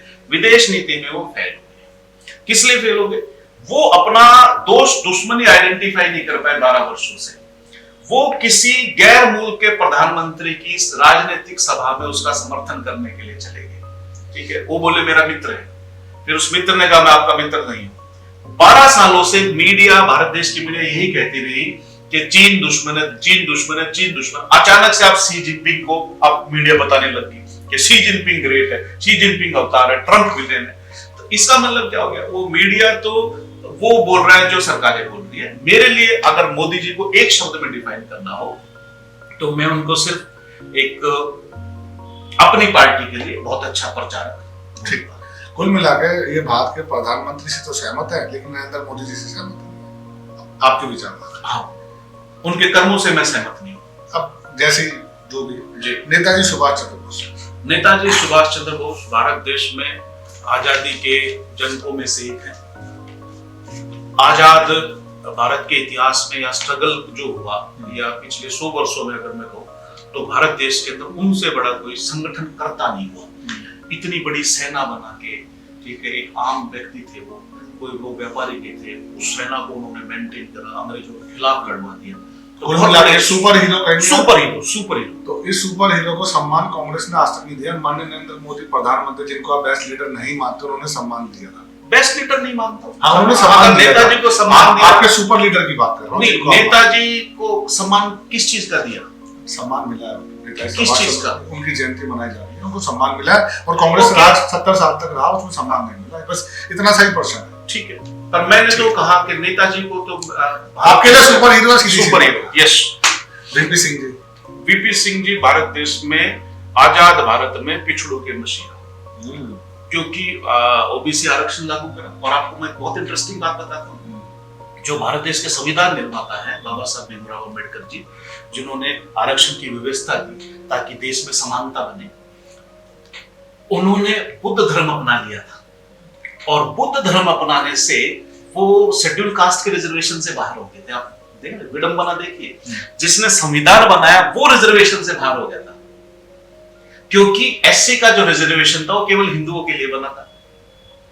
वीपी सिंह जी वो आदमी थे जिन्होंने भारत के जो संविधान निर्माता थे उनके भी अधिकारों की रक्षा करी और भारत देश के अंदर पिछड़ों का, जो आप कहते हैं ओबीसी बैकवर्ड क्लास, उनका रिजर्वेशन लागू करा। कांग्रेस की राजस्थान से आप आते हैं, राजस्थान में अपना परचम लगा रहे हैं, 2027 में बिगुल बजाने वाले हैं, 28 में विधानसभा लड़ेंगे, 32 में मेंबर ऑफ पार्लियामेंट के चुनाव लड़ेंगे जी। कांग्रेस के अभी मुख्यमंत्री थे अशोक गहलोत जी, और मेरे ख्याल वो पहले भी कभी 20 साल पहले शायद मुख्यमंत्री रहे होंगे। कांग्रेस बार बार उन्हीं पे विश्वास करती है जी, और हो सकता है कि अपकमिंग चुनाव में भी उन्हीं को इलेक्टेड करते हैं, तो मेरा ऐसा अनुमान है। जी, उनके लिए क्या कहेंगे? एक शब्द नहीं बोलूंगा, ज्यादा नहीं बोलूंगा। अशोक जी मतलब पर्सनल रूप से, व्यक्तिगत रूप से बहुत अच्छा व्यक्तित्व है। जी, मतलब कुल मिला के अगर कांग्रेस उन पर विश्वास कर रही है तो आप भी उन पर विश्वास करें? नहीं, मैं नहीं करूँ। पर्सनली मैंने बोला है, एक अच्छा व्यक्तित्व है जिसकी राजस्थान में अक्रॉस पार्टी लाइन, जिस व्यक्ति की, मैं उनकी राजनीतिक विचारधाराओं की बात नहीं कर रहा हूँ, एक शब्द में हम राजनीतिक प्लेटफॉर्म पे बैठे हैं। अशोक गहलोत जी राजनीतिक पॉलिटिकल है, आप पॉलिटिकल हो, चुनाव में आप ये आपने मुझे कहा कि पर्सनैलिटीज के बारे में एक शब्द में बोलना है। एक शब्द अशोक गहलोत व्यक्तिगत रूप से बहुत अच्छे व्यक्ति हैं। कुल मिला के महावीर जी की राजनीतिक विचारधारा तो मैं कह रहा हूं कांग्रेस से आते हैं, नहीं कांग्रेस से आते हैं, नहीं राजनीतिक विचारधारा की बात मत कीजिए। राजनीतिक विचारधारा तो बता चुका हूं, बीजेपी और कांग्रेस दोनों फ्लॉप है हमारी नजर में, क्योंकि उन्होंने असमानता को जन्म दे दिया, वो भारत के संविधान के खिलाफ है। बिल्कुल ठीक है जी। अब आपके टाइम पे नारे लगे थे जब चुनाव हुए थे, मुख्यमंत्री रही थी वसुंधरा राजे भारतीय जनता पार्टी से जी, और ऐसा पब्लिकली या मीडिया में दिखाया गया था, मोदी तुझसे बैर नहीं, वसुंधरा तेरी खैर नहीं। क्या ये नारे सही थे या सिर्फ एक सोशल मीडिया पे कैंपेनिंग थी? और आपकी क्या राय है वसुंधरा राजे? देखिए, मैंने आपको एक बात बोला है कि पिछले 30 वर्षों से राजस्थान में बीजेपी और कांग्रेस की सरकार है, उससे पहले भी कभी बीजेपी करती। हमारी नजर में ये इसलिए फ्लॉप है कि इन्होंने ना तो राजस्थान का विकास करा, राजस्थान के पास वो पोटेंशियल है कि राजस्थान भारत का नहीं पूरे विश्व का अग्रणी राज्य बन सकता है, विकसित, वो नहीं बनाया। जैसे मैं बताता हूँ एक कमी, आप हालांकि एक शब्द में जवाब देना था, जो सिटी जयपुर सैकड़ों वर्ष पहले बनी, महाराजा जय सिंह जी ने बनाई, पिंक सिटी, आप उसी को दिखा के टूरिज्म डेवलप करवा रहे हैं। ठीक है, एक भी नया सिटी राजस्थान में डेवलप नहीं कर पाया। जैसलमेर, माउंट आबू, उदयपुर, ये सब पुराने सिटी हैं, ये सब उनके बनाए हुए हैं। इन्होंने, जैसे जयपुर में बात करता हूं जी, पॉपुलेशन डेंसिटी, राजस्थान की पॉपुलेशन अगर 8 करोड़ है तो 1 करोड़ से भी ज्यादा लोग जयपुर में रहते हैं। ठीक है, तो अब वो उसी परकोटे वाले शहर में कैसे रहेंगे? इतनी पॉपुलेशन डेंसिटी बढ़ गई, इतना पॉपुलेशन बढ़ गया है, पॉपुलेशन का विस्फोट हो गया, इतना पॉल्यूशन हो गया।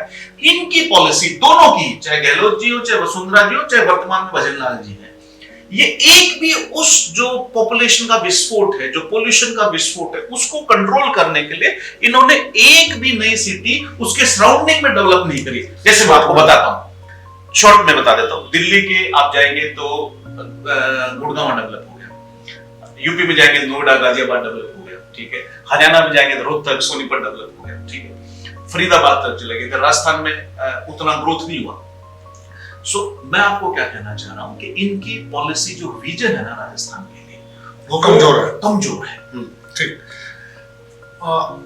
एक टाइम पर नई पार्टी बना लेते हैं और सत्ता में भी काबिज हो जाते हैं, 3-3 बार मुख्यमंत्री भी बन जाते हैं, और अमेरिका लंदन तक की बात करने वाले इतने पॉपुलर होने के बाद विधानसभा चुनाव हार जाते हैं। मैं अरविंद केजरीवाल जी की बात कर रहा हूँ, उनके लिए क्या कहेंगे? आप इसको अगर देख रहे हैं कि विधानसभा का चुनाव हार जाना उनकी उपलब्धि है या उनकी कमी, ऐसा नहीं है। मैं उनको अगर एक शब्द में देखता हूं तो मैं उनको एक छत्रप के जैसे देखता हूं, जिन्होंने बीजेपी और कांग्रेस के गढ़ को दिल्ली में ध्वस्त करा, एक नहीं 3 बार। उस नाते में उनकी इज्जत करता हूं। अब मेरे अपने खुद के पर्सनल सवाल है जी, महावीर सिंह जी, ऐसा क्या वादा आप चैनल पे, हमारे चैनल पे करना चाहेंगे जिससे कि राजस्थान के अंदर आपको क्या कमी दिखती है, आप सबसे पहले क्या काम करेंगे, लोग आपको क्यों सपोर्ट करें, क्यों समर्थन करें, ऐसा क्या करेंगे? जैसे आजकल लोग महंगाई की बात कर रहे हैं, रोजगार की बात कर रहे हैं, अच्छी शिक्षा की बात कर रहे हैं, अच्छे इलाज की बात कर रहे हैं, आपका क्या विजन है? देखिए, सबसे पहले तो मैंने कहा कि राजस्थान की करीब 1 करोड़ आबादी सीधे सरकारी नौकरी पर डिपेंड करती है। 1 करोड़ तो सीधा, वो इकोसिस्टम तो बहुत बड़ा है, ठीक है, उसको कवर करती है। तो हम पहले तो जो हमारा नौकरियों के अंदर असमानता पैदा होगी, हुई है विशेष तौर पर ओबीसी आरक्षण की वजह से, उसका हम एक रोस्टर सिस्टम बनाएंगे, उसका वर्गीकरण करेंगे ताकि समाज में समानता बने, पहला काम। फिर हम उसके डेवलपमेंट की योजनाएं बनाएंगे, पर्यावरण संबंधी भी बनाएंगे। वो भी आजकल बहुत बड़ी समस्या होगी किसानों के लिए, इस पे ध्यान नहीं जा रहा आपका। असमय बारिश हो रही है, कभी अतिवृष्टि हो रही है, कभी कम वृष्टि हो रही है, ठीक है। तो वो भी बहुत बड़ा, किसानों की जो मेहनत है उसका उसको कुछ रिजल्ट नहीं मिल रहा है, ठीक है। तो किसानों के लिए बहुत अच्छी हम योजना बनाएंगे जिससे उनको अपना जो मेहनत वो करते हैं उसके बदले उनको उचित पारितोषिक मिल सके। और विकास मैंने कह दिया। महिलाओं के लिए क्या आपके लिए, महिलाओं के सेफ्टी के लिए, सुरक्षा के लिए आपको क्या विजन? जो राजस्थान की 50% आबादी है उसके बिना तो विकास हो ही नहीं सकता है। हम महिलाओं का जो स्पेशल रिजर्वेशन है, ठीक है, नौकरियों में, वो हम लागू करेंगे। और हम उसके ऊपर भी एक चीज और कहना चाह रहे हैं कि राजस्थान के अंदर इतना पोटेंशियल है कि वो सबसे विकसित राज्य बन सकता है पूरे संसार का। दूसरा एक तो हम उसको बना के रहेंगे, तो जब वो बन जाएगा तो सभी वर्गों का बराबर का उत्थान। राजस्थान पहाड़ों के नाम से फेमस है और पहाड़ हैं भी, आपने देखा है राजस्थान। अरावली की आप बात कर सकते हैं जी। तो राजस्थान में कुछ भू माफिया, रेत माफिया, इस तरह के माफिया हैं, उनके लिए क्या कहना चाहेंगे? देखिए, ये जो अनधिकृत रूप से होता है, अनऑथराइज जो होता है, ये बहुत गलत है। ये हमारे पर्यावरण को बहुत नुकसान पहुंचाता है और उसका ही नतीजा है कि जो प्रकृति अपना जब रौद्र रूप दिखाती है तो अतिवृष्टि होती है, ग्लोबल वार्मिंग होती है, ओलावृष्टि होती है, कहीं पर असमय वृष्टि होती है, ये सब उसके नतीजे हैं। तो अगर हम अनप्रोपोर्शनेट छेड़खानी नेचर के साथ करेंगे तो ये होगा, हम इसको बहुत सख्ती से निपटेंगे। ये थे हमारे साथ महावीर सिंह, और आपने इस पूरे पॉडकास्ट में देखा होगा बड़ी बेताबी से, बड़े बेबाक तरीके से उन्होंने जवाब दिए, और कहीं से भी ऐसा नहीं लगा कि मुझे तो शायद क्वेश्चन पढ़ के बोलने पड़ रहे थे, और इन्होंने जो उत्तर दिए बिल्कुल सटीक थे। एक बात तो तय है कि राजस्थान के अंदर कुछ ना कुछ तो नया होने वाला है। ये महावीर सिंह जी के इरादे और वादे बिल्कुल नेक हैं। देखना होगा जिस तरीके से इन्होंने बड़ी बड़ी बातें 2027 में, 2028 में और 2029 में की है। प्रधानमंत्री मोदी जी के लिए क्या कहा है, या राहुल गांधी जी के लिए क्या कहा है, या किस लीडर को सुप्रीम मानते हैं नहीं मानते हैं, ये वास्तव में वैसा कर दिखाएंगे या नहीं, ये तो समय बताएगा। अब तक के लिए और आज तक के लिए सिर्फ इतना ही। मिलते रहेंगे अगले नए पॉडकास्ट में। जय हिंद, जय भारत।